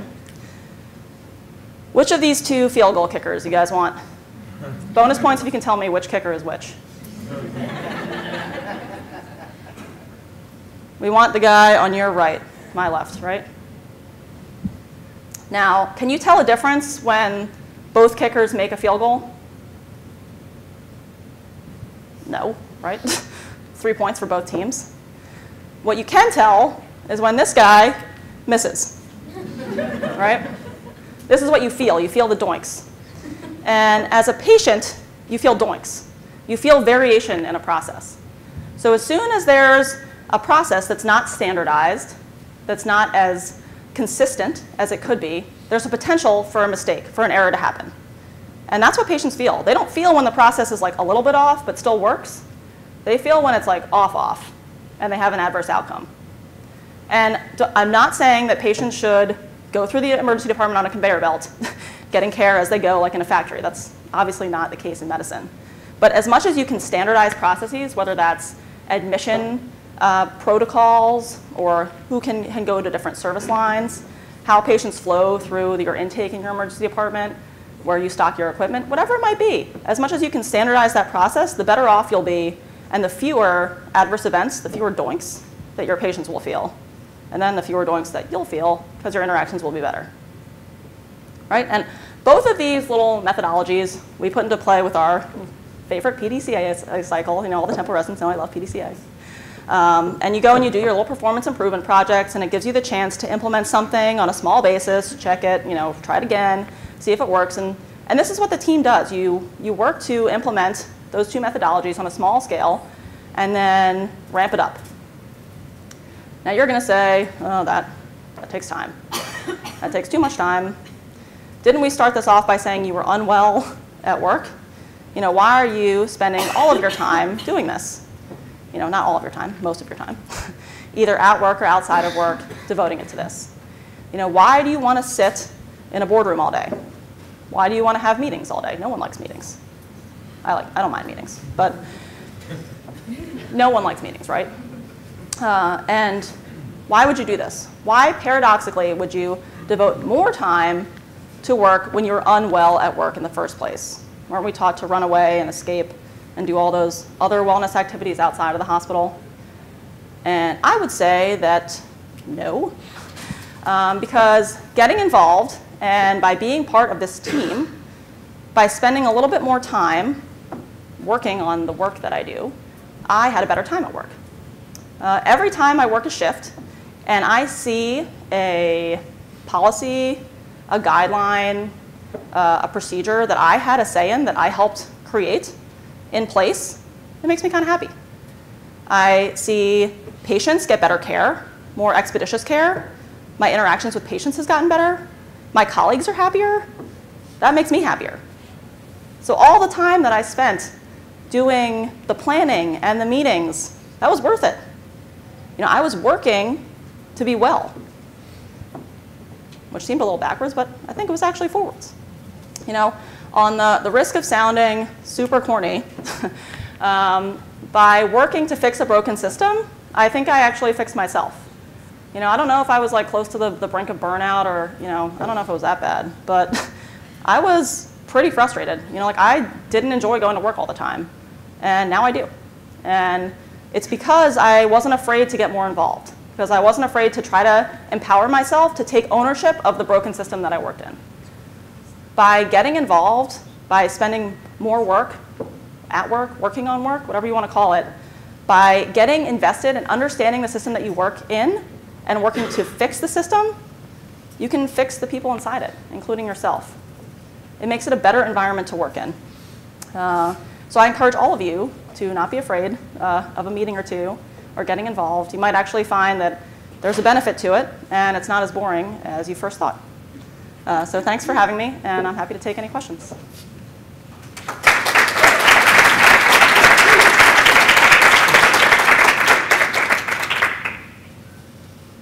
No questions.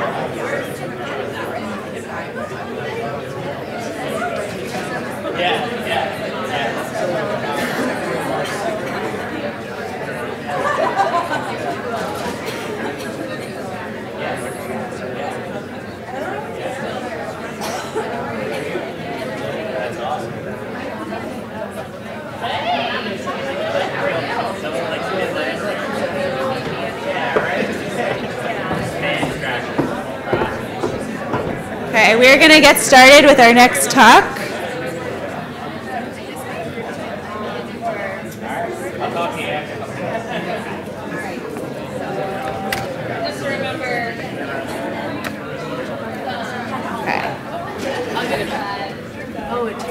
Did it go? Auto-timed? It auto-timed. I'll tell it to not do that. Thank you. No timing. So there we go. Okay. There we go. Okay, our next speaker is Dr. Shannon McNamara. She is... All right, we're getting started. Good morning. Thanks, Manish. Okay, our next speaker is Dr. Shannon McNamara. She's the Director of Emergency Medicine Simulation at New York University. She completed her emergency medicine residency at Temple University Hospital and her fellowship in simulation education at Mount Sinai St. Luke's in New York. Her academic work focuses on simulation for both education and systems improvement. Good morning. It's really great to be back at Temple for Wellness Day. This was one of my favorite conference days as a resident, and it's really exciting to be back. This talk is going to be a little bit different than a lot of the talks that I do. Let's see, is this where? There we go. Okay, so first off, I have no disclosures. Views are my own. I had a lot of fun. I texted my residency class yesterday and I said, hey guys, do you have any really fun pictures to share from a residency class? And I said, oh yeah, I remember that last journal club we did at Zach and Jen's house. Like, oh, that was really cool. And then Travis O'Mura, one of my classmates, said, oh yeah, and I have all these awesome pictures that you should definitely share of everyone falling asleep in conference. So apparently he had a collection of, he tried to capture everyone in our class falling asleep in conference. And I don't know if you can catch in the middle, that one is Bob McNamara in the back of conference falling asleep. And I always have to start, my main disclaimer at Temple is that I'm not actually related to Bob McNamara. So this is going to be a mindset shifting talk, a perspective shifting talk. So I'm not going to give you lots of like big nuggets of information. We're going to try to see things from a different perspective. So when you look at this, what do you see? Two people or a vase. Okay, now if you saw people, try to see the vase. If you saw a vase, try to see people. That's what we're going to try to do today. We're going to try to see things from a different perspective. What color is the dress? Ah, right? Right? So it could be either, really. It depends on your perspective. The thing with these optical illusions is that the truth it depends on your perspective. So that's what we're going to do today. So the title of this talk is Welcome to the Matrix. So who has seen The Matrix? Okay. I was afraid I'd be old. You don't have to have seen The Matrix to get this talk. Movie from 20 years ago. As a simulationist, I love a good Matrix joke. The key to the Matrix, you know, if you take the red pill, you can see that you're living in a simulation. I'm not here to tell you that you're living in a simulation. I'm not that far gone.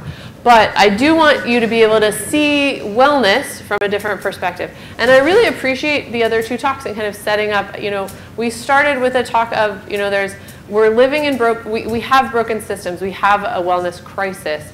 And there's option B, fix the systems. And option A, fix the systems. Option B, take care of yourself while those systems are broken. And then the second talk was about, okay, let's fix those systems, right? And what I want to talk about today is how those systems are broken, why those systems are broken, and how we can have more insight into that and how we can fix them using simulation, which is my academic home, and how I find wellness at work. So digging into that matrix, what are we going to try to see? And we're going to try to kind of sift through that code and look at our reality a little bit differently. So my view on wellness, my particular view and what we're going to look at today. Why is our technology making us miserable? Because I think it really is, and we're going to really dig into that question. How can we use simulation, systems thinking, and design to take control of our tools and put our humanity back at the core of medicine? I think that we've lost the humanity that used to be at the core of medicine, or maybe it never was, but I really don't feel that it's there right now. How can we put it back? Because I think we can. And I think that, to me, is what wellness looks like at work, not just escaping work and going to do yoga. I love yoga. I think it's great. I do yoga once a week as my New Year's resolution. I've done it twice in January, so we're not quite there. But that's not what this talk is about.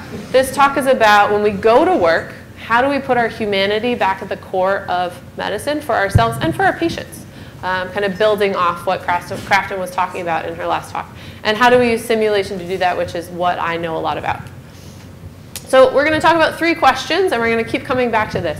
What are transformative tools? You may have heard of disruptive technologies. It's like a buzzword. People like to talk about like AI and robotics and VR. We're not going to go there. I think that's a little too like buzzy. Transformative tools, I think, is a more adequate term to talk about what's actually happening. What are those tools? How do our systems adapt? We're going to talk about systems thinking. You're all systems thinkers. You can do this. How do those tools change our lives? Those are our questions. So now, systems thinking, you know when you get those milestones and it rates you on systems-based practice, and you're like, what is that? You're systems thinkers. Okay, think about the body. You've got the skeletal system, the circulatory system, the muscular system.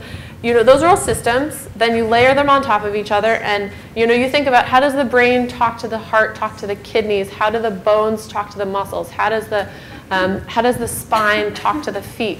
How do you walk? How does the body work? How am I standing here talking to you right now? How does human physiology work? That's systems thinking. You all know how to do that.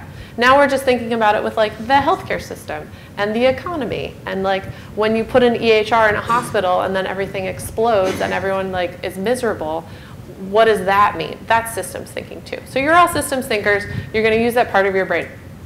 Okay. So we're going to understand medicine, first we're going to leave medicine because these are a lot of really big, hard concepts, and we're going to give that a shot. So I'm going to try to answer this question. I hate this question. When people ask me, where are you from? And I'm always like, I can't answer that for you. What do you want to know?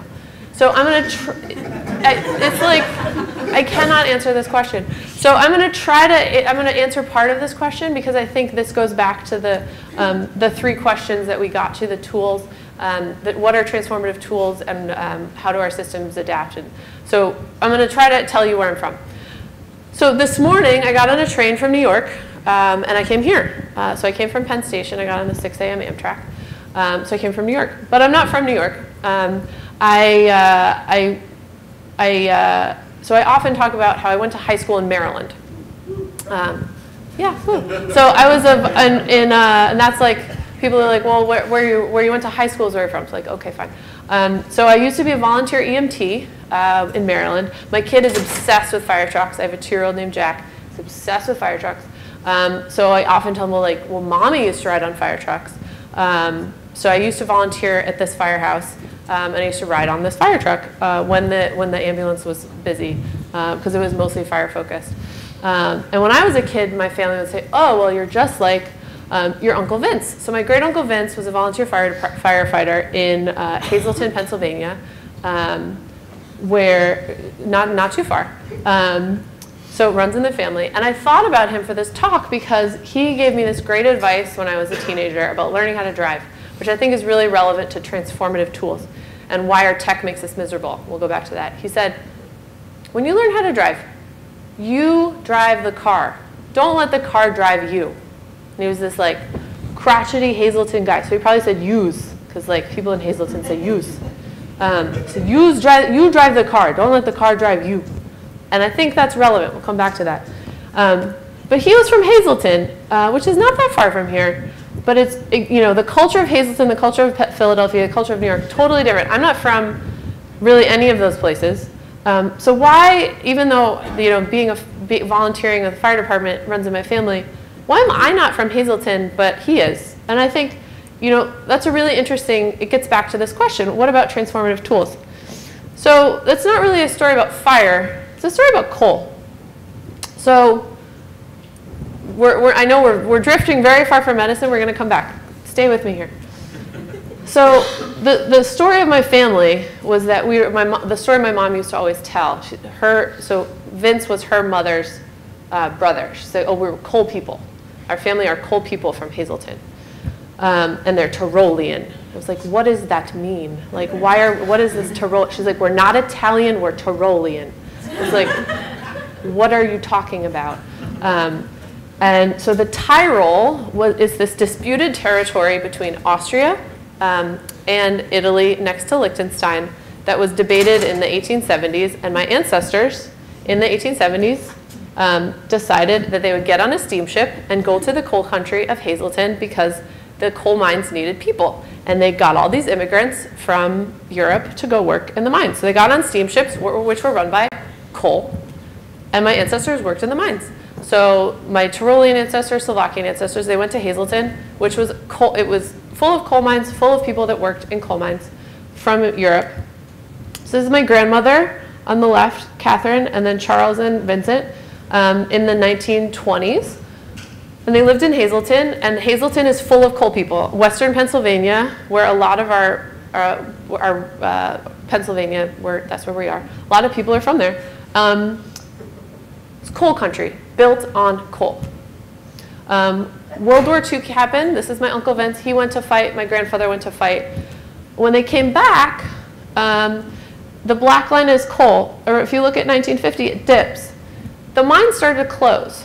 So my grandfather it didn't work in the mines anymore. My Uncle Vince didn't work in the mines anymore. The mines started to close. But if we go back, gas went up.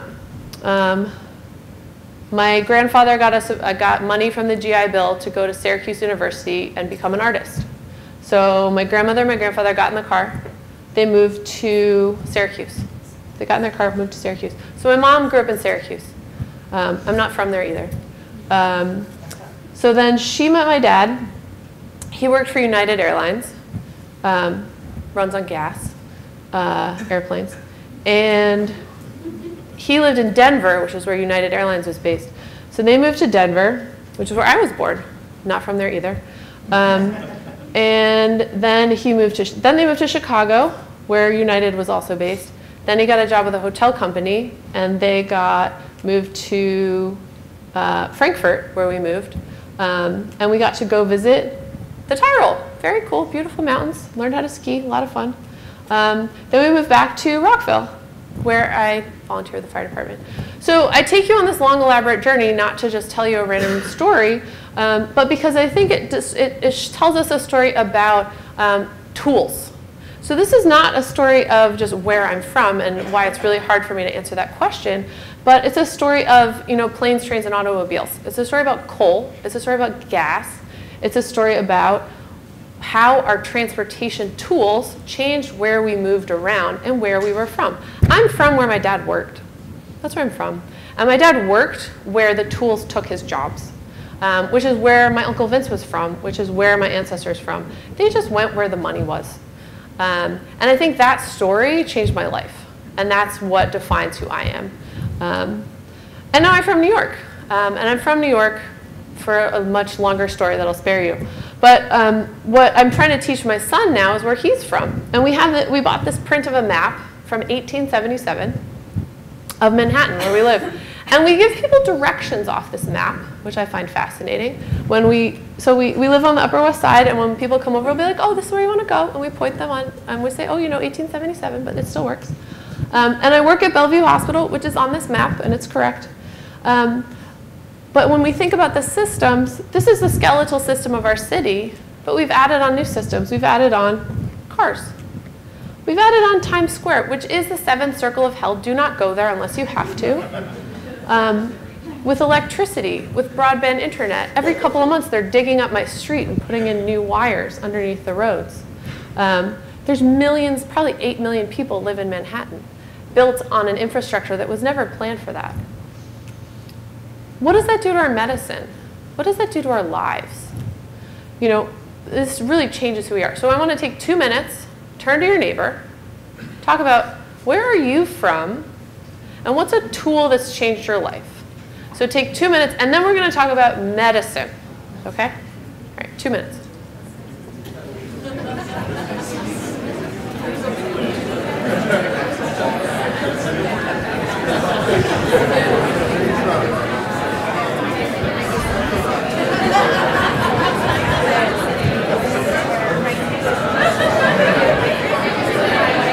are you guys from?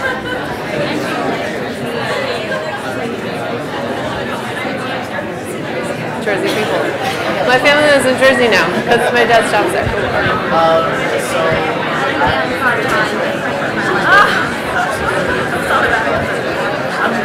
In New York, it's not all the stores are closing because Amazon's shutting down retail.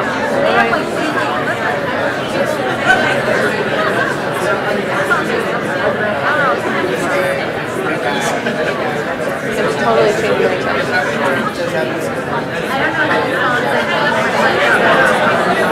We'll get to that.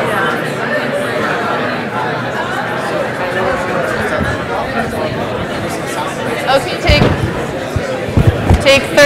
take 30 more seconds and wrap up.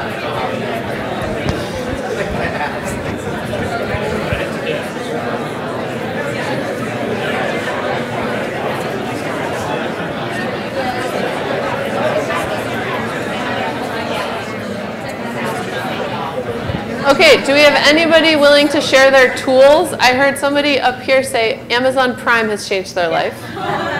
Anybody else volunteering a tool? FaceTime. FaceTime? Oh, yeah, totally. I FaceTimed my 2-year-old on the train this morning because I didn't get to say good morning. Just smartphone and Google Calendar.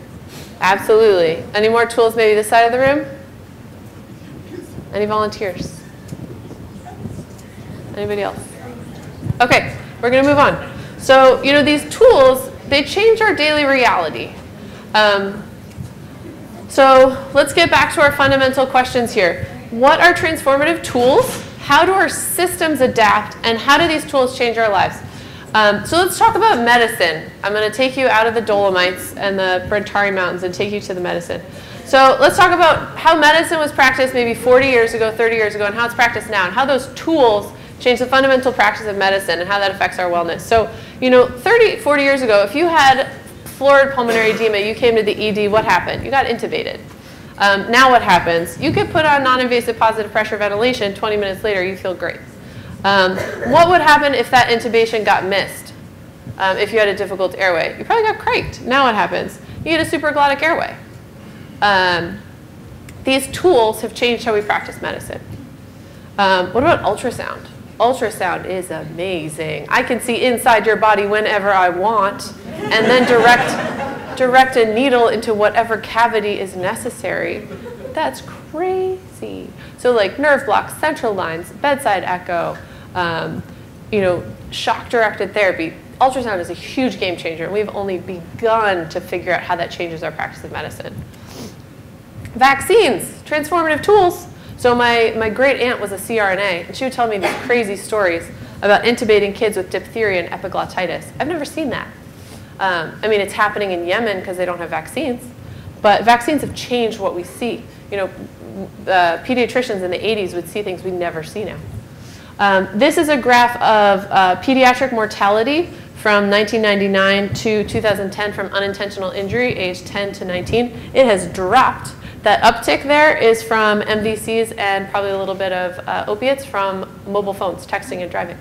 But it's generally dropped. So this is a study out of CHOP. Pediatric and non-pediatric residents who rotate through a high-volume children's hospital are exposed to a very low number of critically ill children. What do we do with that? They usually call me and ask me to do SIMS. This is a problem in our training, and it changes our practice. The internet. Who remembers when the internet came to their house? So when I was like 5th or 6th grade, we got the internet, and it was so cool. It was so slow. I remember it took me like all day to download a song, and I'm so excited. This is a game changer. Game changer. And so we have the internet, we have powerful laptops, and we have mobile devices. This has changed our entire world in my lifetime that I can remember. And we are only beginning to adjust to these tools. So Simon Carley, who's an amazing emergency physician out of the UK, talks about how in medicine, we used to be the libraries of knowledge. We used to have to remember everything. So who's heard about the knowledge doubling curve? This is really important. So try to grab your head around this. We used to have a linear growth of knowledge, and that's going into an exponential growth. So in 1980, it took 7 years for knowledge to double. So imagine all of the medical knowledge in the world could fit in one book. It would take 7 years for that to grow into 2 books in 1980. In 2020, next year, that's expected to happen in 73 days. Okay? So we are on the upswing. That's exponential. So not only is it's impossible for us to know everything in medicine. It's impossible. You cannot memorize everything. It's impossible. So we need to shift our mindset from being the libraries of medical knowledge to becoming the librarians. It's a big shift. What does that look like? How does that change our assessments? How does that change our medical education system? How do our systems adapt to that medical knowledge shift? We haven't even started. I'm part of a very angry group of medical students and educators who want to change step 1 to pass-fail because step 1 is stuck. It's stuck here, where it's stuck in the library mode, and we need to switch it to the librarian mode. And that's just one little piece. Social media. So when I was a second-year resident, I said, hey, Manish and JJ, there's this really cool thing called, there's this EM conference hashtag. We should start a Twitter account. And they're like, we have no idea what that is, but okay. Don't do anything crazy. Give us the password. And we did, and y'all are running it, and it's great. So, and that has changed how we talk to each other and how we share knowledge across boundaries of institution, of city, of state, of country. And that's how I know what people like Simon Carley say, because they say it on Twitter, and then I follow them. And I talk to friends in Australia and around the world all the time, and they often tell me that I'm wrong, which is very helpful, because then I can learn. Simulation is a transformative tool, and that helps us practice resuscitation and procedures that we never could before. So to recap, we've talked about a bunch of tools, and now we have to ask, how do our systems adapt, and how do these tools change our lives? And then from a wellness perspective, why is our technology making us miserable? And how can simulation help? In a word, this is why. We've lost control of our tech. So tech is just tools, and tools don't have values. The tools only have the values we put on them. When you think about a scalpel could be a tool, it could be a weapon. Every tool is a weapon if you hold it right. Tech is no different. That's why we have professional codes of ethics. And we have lost control of our tech. And the humans are not at the center. And that is the problem. Why do doctors hate their computers? Who hates their computer? I hate my computer. Atul Gawande wrote about this. So this is a mock-up of what an EHR looks like. Isn't that cute? What they don't mention, what Atul did not mention, is that Epic, he didn't mention the monopoly that Epic and Cerner have on the industry. They control 50% of the industry. They don't care about us. They don't care about their users. They care about collecting data, and they care about for cash, for collections, for billing, and for reimbursement, and for quality metrics. That's what they care about. They do not care about the user interface of clinicians or patients, and they don't design for it. There are experts who can design a user interface for users. Like if you look at Facebook, if you look at Twitter, you look at these things where they're addictive because the user is the product. The user data is the product. So the user interface is great because they want you to use the product all the time. In medicine, the data is the product, and we are the data entry technicians, and you feel it, and it feels terrible because they don't care about us. And reading this article about Epic and how they have a magical Willy Wonka factory and how they have millions and billions of dollars and how they don't care about clinicians is soul-crushing because they don't care, and they could do so much better. And every time I log into Epic and I look at the trackboard of the emergency department, I say, what is this crap? I cannot actually function and run a busy emergency department with this terribly designed interface. Why don't you hire a human factors engineer and a user interface designer and make me something that makes me feel like an air traffic controller, because I am, and my head explodes. It's clear that they don't care about me, and that makes me rageful. And I forget what I was even talking about because I get so angry. But this is when we talk about wellness at work. This is what we're talking about. Like, we need our workplaces to function, and we need to hold these people accountable. So, for example, there's the AMA right now is partnering with MedStar Health to create a public advocacy advocacy group around holding EHR companies accountable for their safety problems. So EHRs are actually very unsafe, and no one holds them accountable for errors that come out of EHR interfaces. So the user experience with EHRs is a huge problem. Big rabbit hole, I'm gonna step back. But that's, from a systems perspective, you take a medical system, a functioning medical system, so imagine what it was like in 1990 when we didn't have EHRs, and then you just put EHRs on top of it. How has the rest of the system adjusted? How is our physiology, how is our workflow, our roles, everything else, all of the other systems that are functioning, how have they adjusted to these new tools that we put on them? So in the next few months, Bellevue Hospital, which was built in the 1800s, is about to implement Epic. Do you think Epic is going to adjust to the infrastructure that's already there, or are they just going to force the infrastructure on the hospital? That's the challenge that we face here, if you're following what I'm talking about. So why are we miserable? How do we get well? We need to take control. We need to redesign those systems so that they work. We need to put humans back at the center. So why simulation? Why does this matter? So simulation is not about the tech. So this is one of our mannequins. We like to play with mannequins. You call them mannequins, dolls, robots, whatever. A lot of them cost $60,000. They get all fancy. We get distracted by them. But it's not about the tech. Sim is about the humans. I run a simulation fellowship. I've done it for 4 years. I spend a year training people in really advanced faculty development and how humans work and how to teach humans using simulation and using experiential learning, which is very difficult.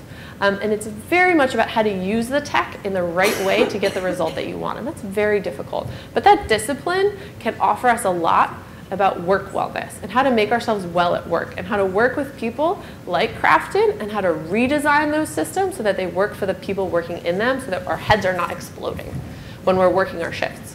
And that's what we do. So the first rule of simulation is the basic assumption. So before you walk into the sim lab, this is what we say. We believe that everyone participating in activities here is intelligent, capable, cares about doing their best, and wants to improve. That feels good, right? Feels really good. That has been a huge frame shift in how I teach. Because what we do in the sim lab is we make mistakes. That's a safe place for failure. What you heard about in the first lecture is that a big part of resilience is that we need to practice failures and safe failures. In the sim lab, if your patient codes, if you make a mistake, if you miss an airway, it's okay. It's in the sim lab. That's why we do that. But we have to start with the basic assumption so that we can recover from those failures. And this is number one. It's not about the tech. It's about the people. What if we take this to the clinical space? What does that look like? It works. And that's what we do when we redesign our systems. So I've been sitting in a sim booth for 5 years watching people make mistakes. And what I watch is that deep fear that we have that I'm going to make a mistake and I'm going to hurt someone and I'm not going to be able to recover from that. And that represents a deep failure on my part and something that's fundamentally wrong with me. And I watch people have that fear over and over again. And what I also watch is that people make the same mistakes. I'll run the same case, 100 people through the same case, and I'll see 50 people make the same mistake. And then I'll see those 50 people say, oh my gosh, I'm such a terrible person. No one else would ever do this. I'm like, I literally just watched 50 people do the exact same thing. You are fine. You are all the same. And I think helping people overcome that fear is about that piece of resilience. And holding that basic assumption of ourselves and of each other in the sim lab and in the clinical space is so key. And I'm glad that I went to a residency where my program director held that of me. I remember one of my worst days as a resident was when I went to work and somebody came up to me and they said, hey, remember that kid you saw the other day? I was like, oh yeah, how's he doing? And they said, you know what, he died. And I was devastated. And the way they told me was in a way there where they were like, you know, and if you had done something differently, maybe he wouldn't have died. I was like, oh. So I was crushed. So I called my program director, like sobbing on the floor, like, JJ, I've done something terrible. And he's like, whoa, whoa, whoa, whoa, whoa, whoa, back up, tell me the story. I'm like, I saw this kid, I was really worried, I called my attending, we did all the stuff, I called a consultant, we did this, I admitted the kid, and then the kid died. He was like, Shannon, this kid had a bad disease. You did everything you could. Sometimes that happens. You need to learn, and then you need to move on. And it took me years to recover from that. But he held the basic assumption of me, and he supported me, and he challenged me, and he reminded me that we're all human, and that people get bad diseases, and that bad outcomes happen, and he helped me grow. And that is what wellness looks like at work. And that is what wellness looks like at SIM. And that is how we learn as individuals. And that, to me, is how SIM can help us grow and be well together. So where does learning happen? Learning happens individually. That moment where I had to grow individually from that really bad case was my individual learning moment, and was really important and foundational for me. Learning happens in our teams, where we run in a recess together in the sim lab in a team. And learning happens in organizations, where we may have an index case or we may have a process that we're learning from, but it happens at many different levels. And now in my role as a sim director, I see it at lots of different levels. My evolution of learning has grown from that moment where I was really stuck in my own learning to now, as an educator, seeing that it's not just about me, but looking at the room full of everybody and seeing how do we learn together. And shifting from giving a lecture where I say, hey, this is what you should do, to standing back and watching and asking, hey, what do people do? Why do they do that?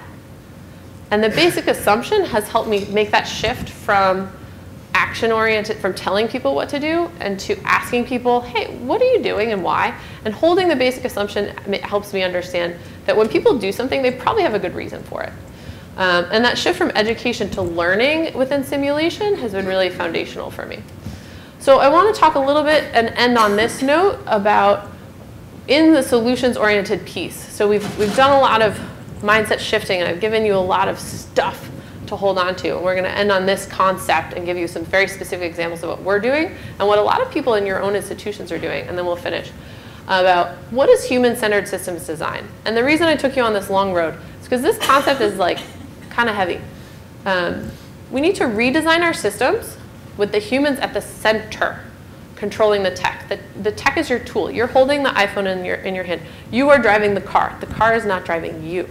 And we have to redesign our systems to do that. So SIM is an experimental model. And what's cool about this is you can use SIM, you can set up a case, and instead of having a retrospective RCA, you can just run a case yourself and then see how it goes. So you can observe a process, redesign a process, test a process, practice it, and then debrief it and do it again. So what does that look like?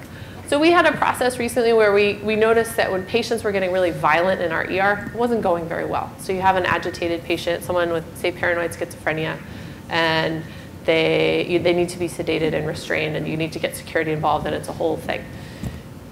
Our administration wrote a new process, and they said, let's test it. So have you ever done a process where you get an email, it's like, here's a new protocol, and you read it, and you're like, ugh, that's never going to work. Has this person ever worked in my ED? Like, do they even know how this place works? So adding simulation is a step where you actually test and see what actually works. So we got a whole team of security officers, nurses, physicians. This is one of our data analysts who's also an actor, Chester, very good actor. So he came in screaming and raving and being an agitated patient, and our security guards picked him up, put him on the bed, we restrained him, put him on the monitor, and went through our whole protocol. And we tested our protocol, and then we got input from our frontline staff to our leadership directly on how the protocol would work. So we tested it and said, does this work? And then modified it before implementing it. We recently opened a new emergency department. We wanted to test it and see how does it work? How does resuscitation work in this emergency department? What works and why, what doesn't work, what do we need to fix? How are our processes? How does it work in this space? And so we did a ton of simulation in that space to test it out. And now, having worked in that emergency department, done resuscitation, put a patient on ECMO in that emergency department, I feel much more comfortable working in that space, having tested it out, and I feel much more well and much more in control of that space, knowing how it works. So going back to that, observe, design, test, practice, debrief. So I've learned a lot of this from experts in your own places. So at Jeff, you've got Bon Ku working in the design lab. At Penn and at HUP and CHOP, you guys have some of the most excellent human factors and design folks that I have seen. So I just got back from our International Sim Conference, writing furiously about what everybody's doing at Penn and Chop. So there's some really amazing work coming out of places in Philadelphia, and I'm learning a lot from folks right here. So if you're interested in this work, I really encourage you to get involved with the sim folks at your own institutions. There's some really cool work within simulation, and I get to work with really cool folks in our operations departments. So I'll often call up someone like Kraftin and say, hey, what's a clinical problem you have? How can I help with simulation? How can we work together? And it's a really cool partnership that helps me stay well. As Kraftin was talking about the cheese model, so you saw the holes, and she was talking about understanding the cheese. A lot of this comes from the safety 2 literature. If you're a data nerd like myself or a safety nerd, we often study what goes wrong and when we have a bad incident, but we don't study like our normal workflow all the time. And a safety 2 model, which is a cool new model for patient safety, is asking you, the residents, asking the interns, what is the process? How is your workflow? Tell me what's working for you and what's not working for you. Tell me what it's like to take care of a sepsis patient. Tell me what it's like to admit someone. Let's learn from that workflow, try to optimize that workflow. Let's learn from the everyday, not just learn from the index cases. And to pair those two together, so not to stop studying what goes wrong, but study them all together to learn from the cheese as well as the holes. So simulation is my wellness tool. It helps me be well at work. It helps me feel like I'm making a difference for my patients, and then helps me feel better when I do make time to go to my yoga classes, hopefully once a week. We'll see if February is better. And it's helped me feel like I'm making a difference in medicine and balance out those really difficult shifts. Because ultimately, we have an incredibly difficult job. And the world is changing at breakneck speed between the medical knowledge doubling curve. Things are going very quickly. We have not adapted to the internet. We have not adapted to the EHR. We have not adapted to mobile technology. We haven't adapted to ultrasound and BiPAP yet. We're still learning. We're still learning so fast. And I think it's up to our generation of physicians to be the leaders that changes the systems and takes control of that technology and puts the humanity back at the center and takes control of that tool. We need to drive the car. We need to not let the car drive us. And only we can decide how we're gonna make that happen. So regardless of whether you ever decide to do anything with simulation, I have a couple pearls that you can take back for your next shift. So these questions have made a huge difference to me. So I think at the end of the shift, we often will say, good job. This is to take it beyond good job. Ask this, what did we do well today and why? That will get you to your systems. Because when you figure out why, that will help you repeat it. And then how can we do 1% better in the future? And what tools and systems will help sustain that? A gratitude practice at work to help make the visible invisible.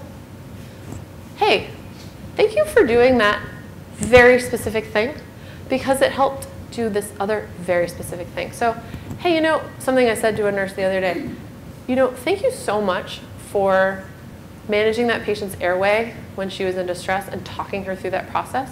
That was really good nursing, and I think you really helped calm her down. That helped so much during the resuscitation. I really appreciate that.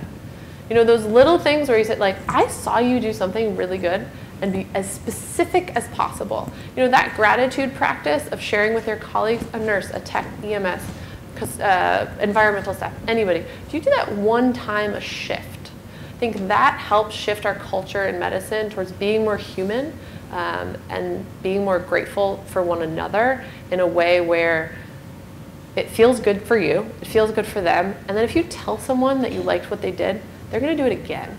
And that just makes the workplace so much better for all of us. So this is something that I try to do every shift, and that makes me feel good and makes my colleagues feel good. So thank you all for listening to this lecture. I probably went over time. So thank you for following me on this long, crazy journey through the matrix. I hope it was meaningful, and thank you for welcoming me back to Temple. I really appreciate it.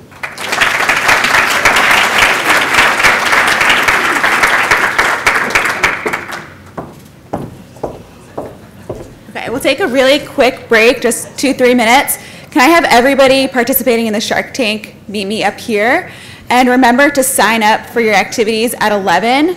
Lunch will be out for you to grab on your way to the activities at 11. Make sure you sign a waiver if you are going to dodgeball.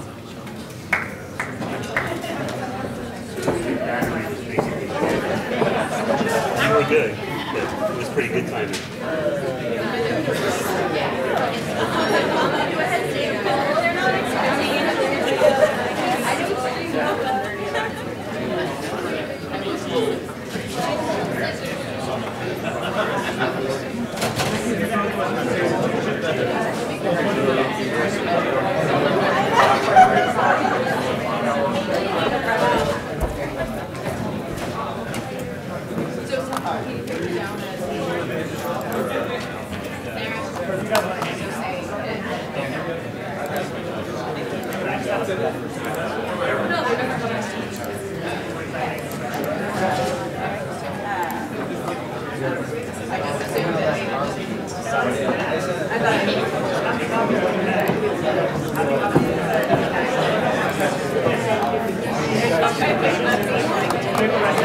Sure. Yes. My Twitter is best because I'm really bad at email, but if you don't have Twitter, I can just send it to you. Twitter. Oh, yes, my DMs are open. I'm like literally terrible at email. So yeah, do DMs. Yeah.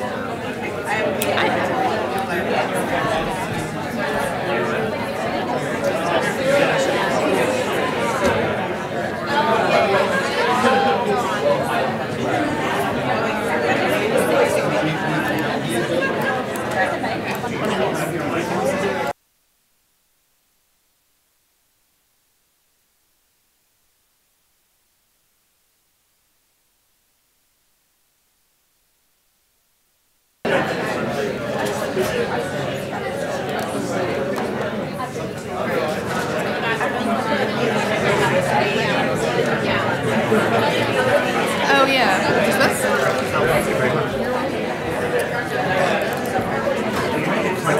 What do you need? Tell me what you need. I think we should have the clicker, but I don't know It's which on the table. I don't know which one which of them need the clicker. Okay. I was just gonna hold. Yeah, you can use that too, for sure. I think it's off.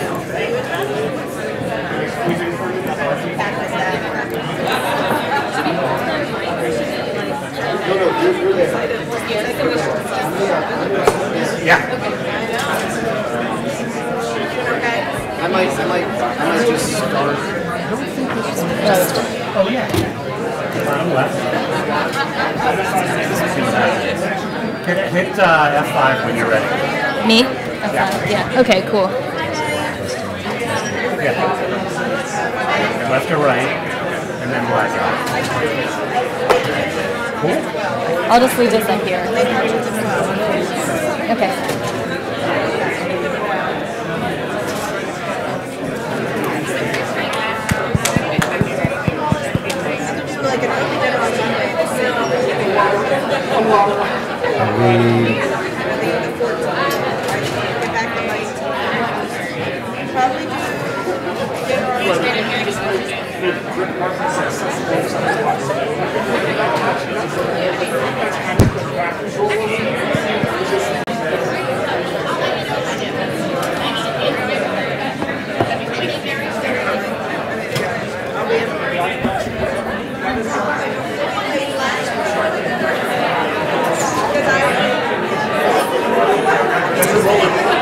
There's a roll of tape in the podium.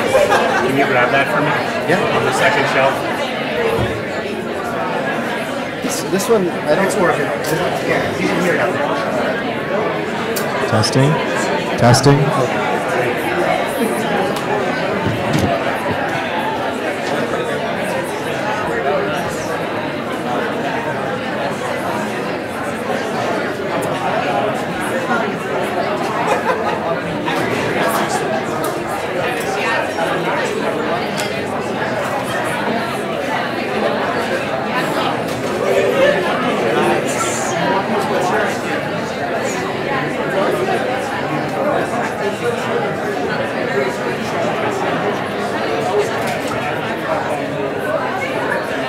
All right, get started. Yeah, absolutely. Yeah. Okay, thanks.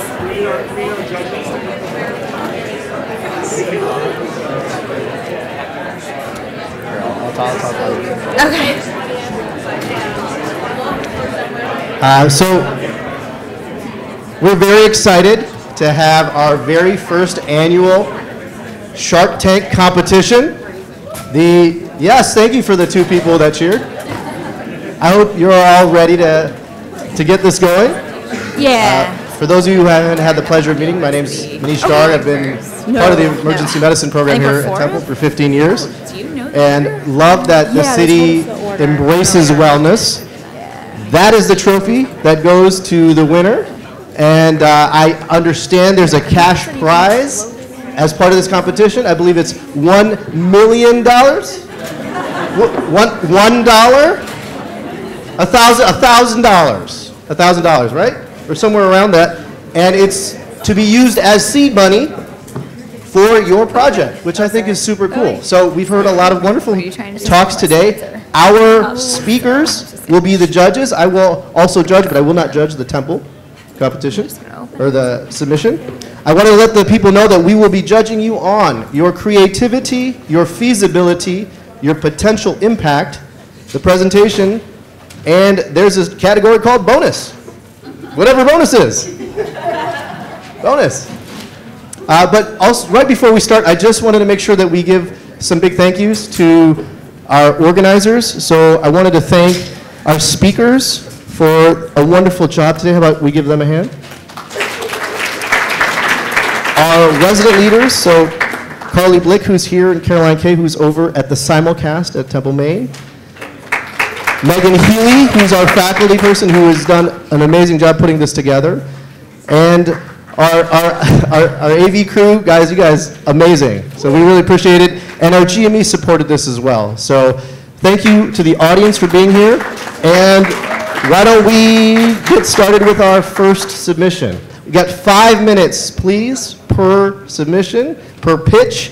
And our sharks and myself are ready for questions afterwards. So I believe Temple will be going first.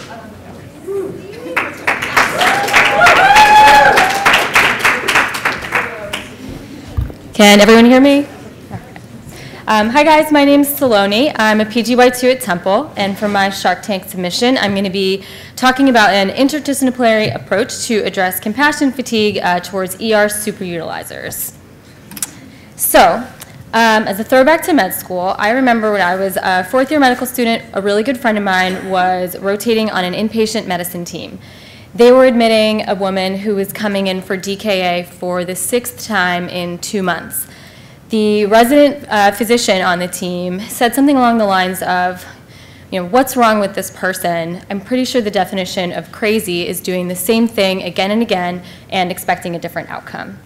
My pretty outspoken friend said in response, yeah, definitely. So are we going to do anything differently for this patient, or are we going to do the same thing and expect a different response?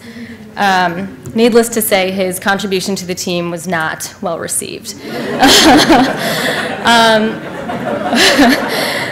When I heard this story, I remember thinking, wow, that resident seems so mean. I can't believe they would say something like that about a patient.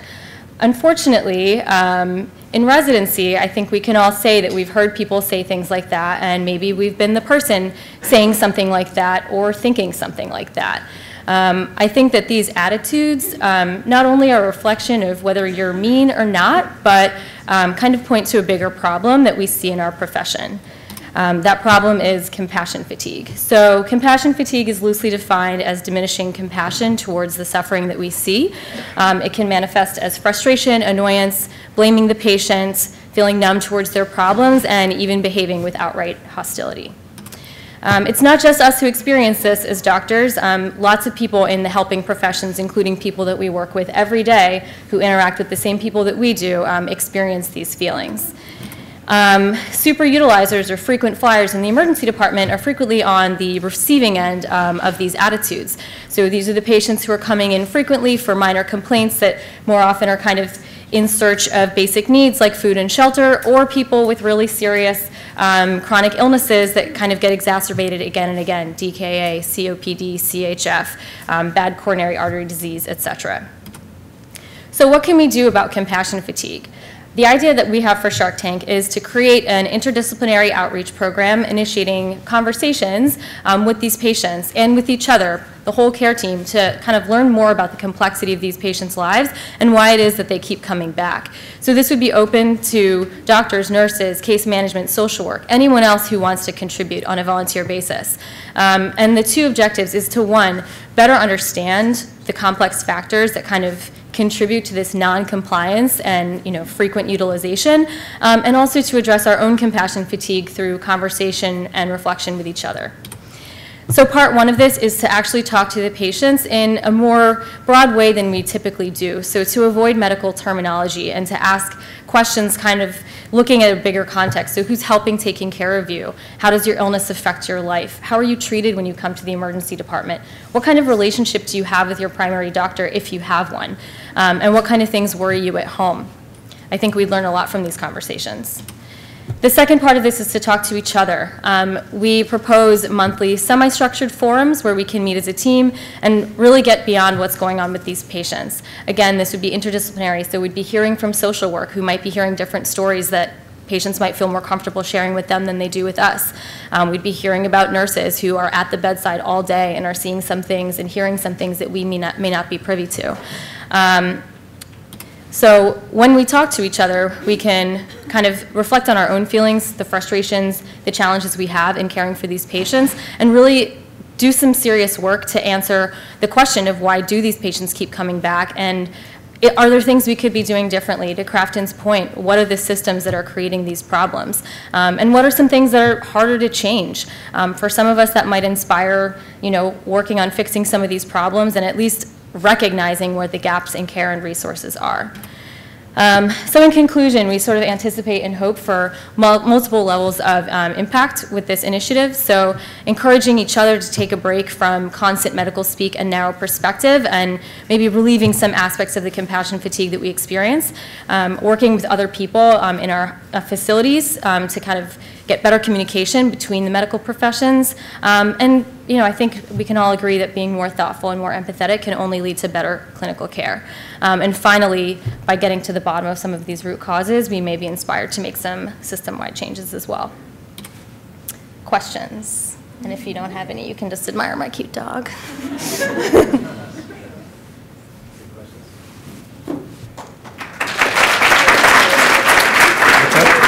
Yes. So our sharks have some questions for you, or maybe a question. Please. I love the interprofessional nature of this intervention, and as a simulation person, I love to talk about talking and feelings as opposed to robots. I'm curious about the potential evidence base for this intervention, and if there have been similar activities in the past, or what if there were any, if you have an evidence base for this project. So I couldn't quote literature specifically right now. I know that a lot of other helping professions, like oncology practices that do a lot of interdisciplinary work between like nutrition and mental health and different sorts of aspects of the care team of like chronic cancer patients, have found a lot of value in these kind of debriefing sessions where you acknowledge some of the challenges and work interprofessionally, and have found those to be useful forums. But I can speak to specific literature. All right, thank you. Oh, question? Yep. And as part of the project, do you anticipate any plan for follow-up with the patients from a team member to see if that could have any impact? I think one of the things that I think is most exciting about this project is I think that it leaves open a lot of different avenues to make changes, particularly, I think this is really a starting point where we sort of gather information and come together and start to put some pieces of the puzzles together. And I think that the logical next step is to say, well, what kind of interventions do we envision, both on an individual level, like is there a particular patient who just, can't afford their medication or something like that, and then on like a more macro level as well. I think there's a lot of potential for those kind of changes. Thank you, Temple EM. Thank you. Next, we'd like to invite our folks from Penn Emergency Medicine.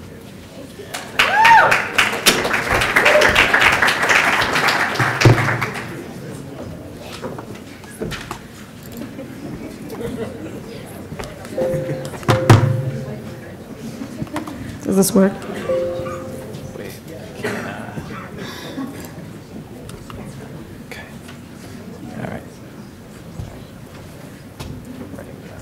It's early evening. You've just come back from a tired and you're hungry. You've had a grueling ED shift. All you want to do is sit on your couch and just like binge your latest Netflix craze. But there's a little voice inside your head. What about my New Year's resolution? What about the time that I said I was going to get out and be a lot more active? But being the tired and hungry resident you are, you just push that voice aside and you get ready for the latest and last season of Game of Thrones. You have to catch up on the last season. But what if there was another way, a better option, an alternative, an incentive of not only monetary means, but of pride and honor for your residency, and a little healthy competition to get you up and to get you being more active. You told yourself that you would be more active this year. So what if there was a way we could make this happen for you? My name is Reka, and this is Eric, and we're from Penn, and here's our Shark Tank pitch. Our Shark Tank pitch is a citywide activity competition where all of you would recruit your co-residents to create accounts using a free application called Strava. It's accessible on your cell phones, you can use GPS devices, and the thought is to have each of you log your distances, whether you're walking, you're running, you're jogging, you're doing a fitness class, and then having that activity linked to your residency page. And after the course of a few months, well, we'll get into it shortly. I'm a strong believer that a little healthy competition is a great way to get all of us to be more active, and it's good for you, and it's also going to be good for your co-residents. So how would this work financially? $1,000 is a lot of money. The first 500 would go to the top 1 to 2 programs who were to log the most amount of distance at the end of this competition. And the other chunk of change would go towards incentivizing you and your program to get started, to recruit everybody in your program to create an account and get into the mindset of being active. So proposed timeline for this project is the spring to summer of this academic year. And since it's a pilot program, it's going to be a 3-month program, after which we will pool our data and announce a winner. So Reka, in the city of Rocky, Philadelphia has a strong history of competition and rivalry. This is a great way to respect the city of Rocky. So let's do this. Thanks, guys. Thank you.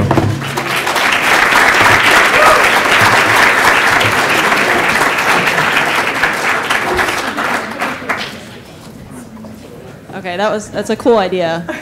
Do you get negative points for extra steps at work? Everything, I mean, Everything I'm assuming counts. everything That's will... inefficient. Yeah. Okay. Other questions? Cool. Thanks, guys. All right, thank you, Penn Emergency Medicine. All right, next up will be Christiana EM.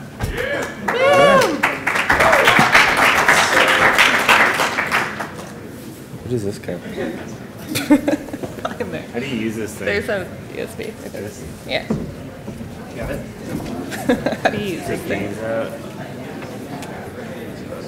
That's Jane. Do you want this? Does this work? Yeah, should be good. We'll just, yeah, I'm like a stationary talker.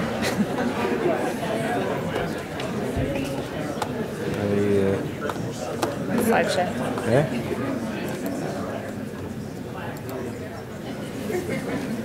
You guys ready? I'm Andrew. This is Tracy. We're 2 of the third years at Christiana, and we're presenting Connect ED. So In the emergency department, there's a lot of connections every day going on between colleagues, attendings, residents, nursing staff. And what we found is that the better you know the people outside of work and the better you get on a personal level, the more meaningful your interactions are at work, the more likely you are to kind of be supported by your colleagues. We found it's difficult sometimes. You look at your schedule, it's even for me and Tracy to kind of connect and hang out on after a shift or something is tough. And that's, we can see each other's calendars, but we can't see each other's kind of personal calendars. So our idea is a scheduling software that will help ED providers connect with one another outside of work. The basis of it is going to be a smartphone app, and it's also going to be a online software, so you can just open up any web browser and type in a URL, similar to the scheduling software that you have. So it works by kind of compiling data from your own, whatever software you use. We use Amion, so we'll compile data from that, and then you can also enter a URL from your Google Calendar, your iCalendar, anything, and it's going to just provide a very well displayed a time frame for any given user. You can also search other people's schedules to see when they have off, and you can also search based on people's interests. So the features would be users can customize their own profile. So for me, I can say I like to hang out after shifts. I'm single and I like to go outside and things like that. It's not a dating app, but just putting it out there. So it'll allow for more of a personalized experience. Users can post events, they can send personal and group invites, and there's a messaging feature. And we're also going to think about linking to Venmo, PayPal, GoFundMe, so you can easily kind of all pitch together to pay for something. You can upload photos from the event. And then the other feature we're thinking about is, if this does work, is allowing cross-connectivity between multiple residencies, so you could see what other residents are doing from other programs. So I'm going to pass it over to Tracy, and she's just going to run through like a quick example of how this would work. Yeah, so this is just a very raw representation of our idea for this, using the best graphics that PowerPoint had to offer. But basically, we're kind of going to set it up like MD Calc, where when you click and open the app, you have a list of things you can click on and then go to. So say you click, who here is free all day? So then hypothetically, you would get a list of all of your co-residents who are off. And these are our profiles that we created, where it kind of lines up. You filled in kind of what you're interested in. So like, these people like running, these people like swimming, these people like drinking, these people have kids. And then we have our yoga section. So again, just like a quick way, if you're off, you can kind of figure out really quickly who would maybe want to do an activity with you. So then you can then click on someone's profile, and then it would go to a profile that they would also set up, where, and again, just another way to like get to know your residents, especially when you have like interns, you're trying to like figure out what everyone's into.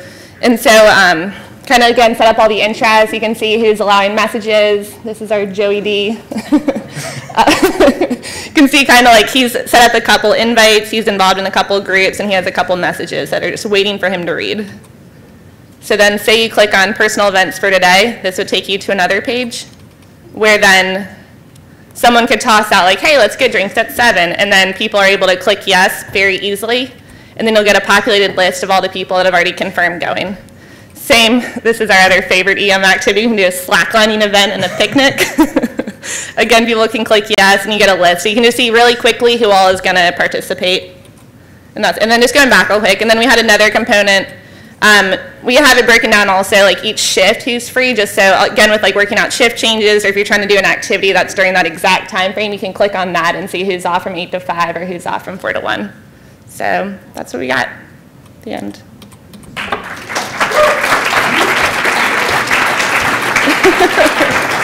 And we're single. How feasible is this? What's the tech side of it? What software are you using?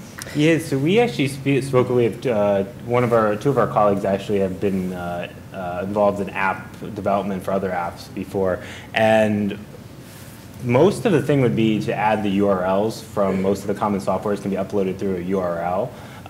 So once that's in, they said it would be pretty feasible. It would take some money, so we'd use some of the money from this to start to work to develop the app. But it seems like something that would be reasonable and something that could be added on and updates to if people wanted different features added on.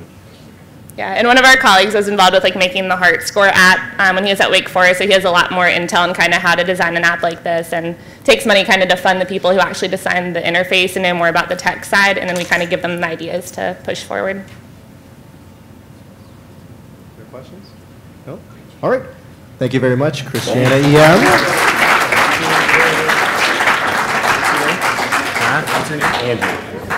Andrew just wanted to let me know that I have his digits, so if anybody's interested after the fact, I got you, bro. I got you.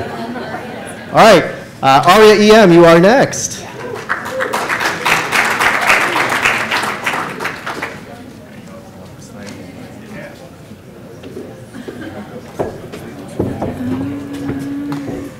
Stand over here.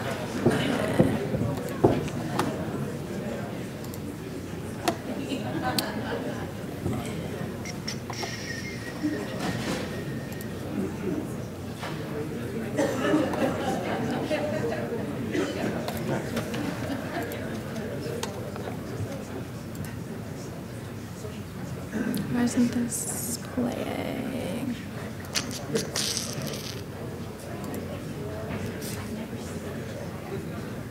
Oh. Not working. We don't have to edit it, we just need to play the Yeah.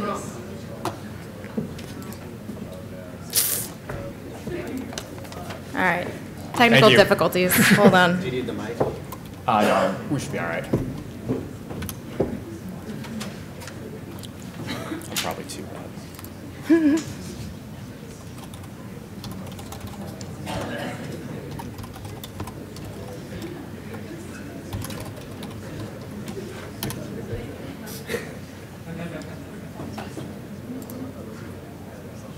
There we go.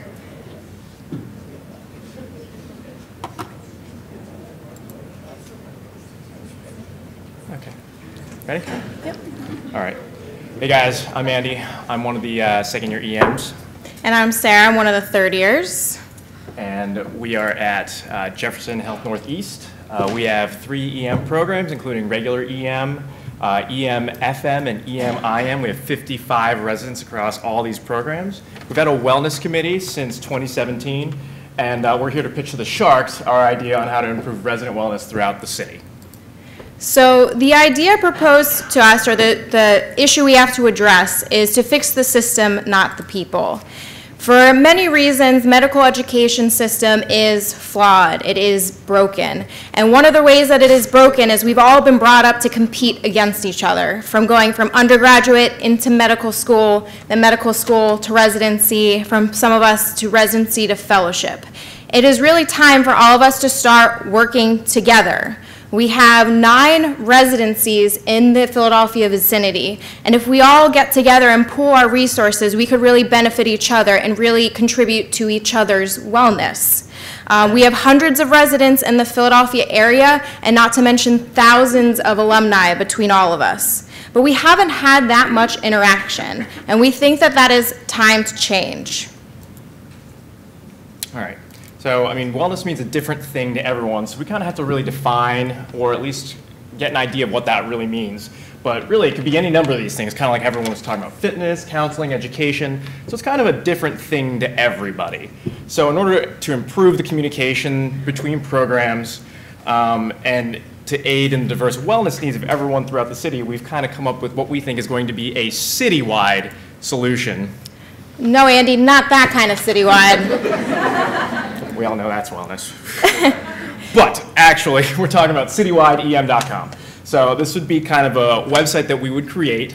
It would have multiple tabs, for different aspects of wellness, and sort of have a full website that would address everyone's needs. So you ask, how would we implement this? So it would be a combined effort from all the residencies. We'd all be contributing to this tab every month. What we would do is we would rotate. So each residency would take over the web page for a month. We have 9 residencies, so you would have this web page for a month, maybe 2 months max. So totally doable in terms of work. Each residency would nominate a save of the month. This can be patient safety related, something that we can all implement into our own ERs. It would also implement a resident of the month. We all, I think a lot of us feel that we are underappreciated, and so this would be a nice way to appreciate some of our fellow residents. We could have an education tab. This can be anything from your residency's research to new articles, anything that you think would benefit the education of your peers. And then we would have a wellness portion. So we have a wellness committee. We can talk about things that we did well for us. I mean, we recently had a Thank a Resident Day where we had like a nice luncheon, and the thing that everybody really commented on is we had handwritten cards from our program directors and co-residents that really meant a lot to us, really made us feel appreciated. So it's something that worked well for us. And this could be a collective contribution, and we could do networking with this. I mean, it could be a central way for all of us to help find jobs, or at least a central way to all find out when the rep dinners are, because free steak dinners are definitely wellness for me. Oh yeah. So if we win, we would use the money to help create the website, maintain the website, and then use any extra money that we have left over to organize any citywide events and sort of get everyone together rather than continue the sort of culture of having everyone be separate. Thanks.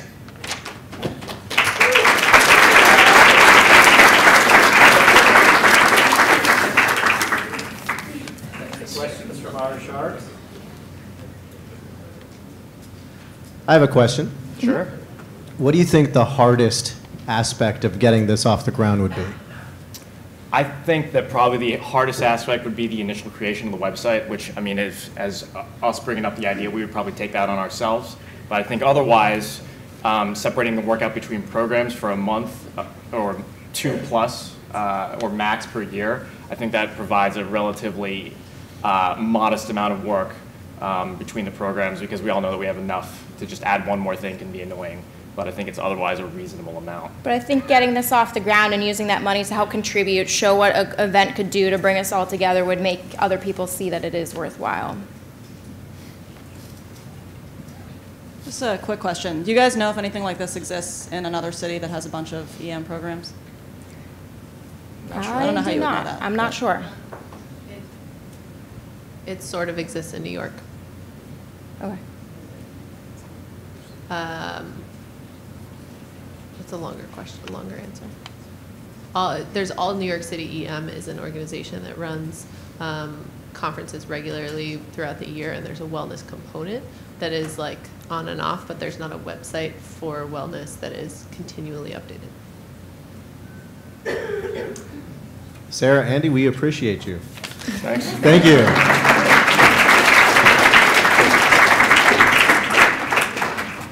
All right, Jefferson EM, you are next.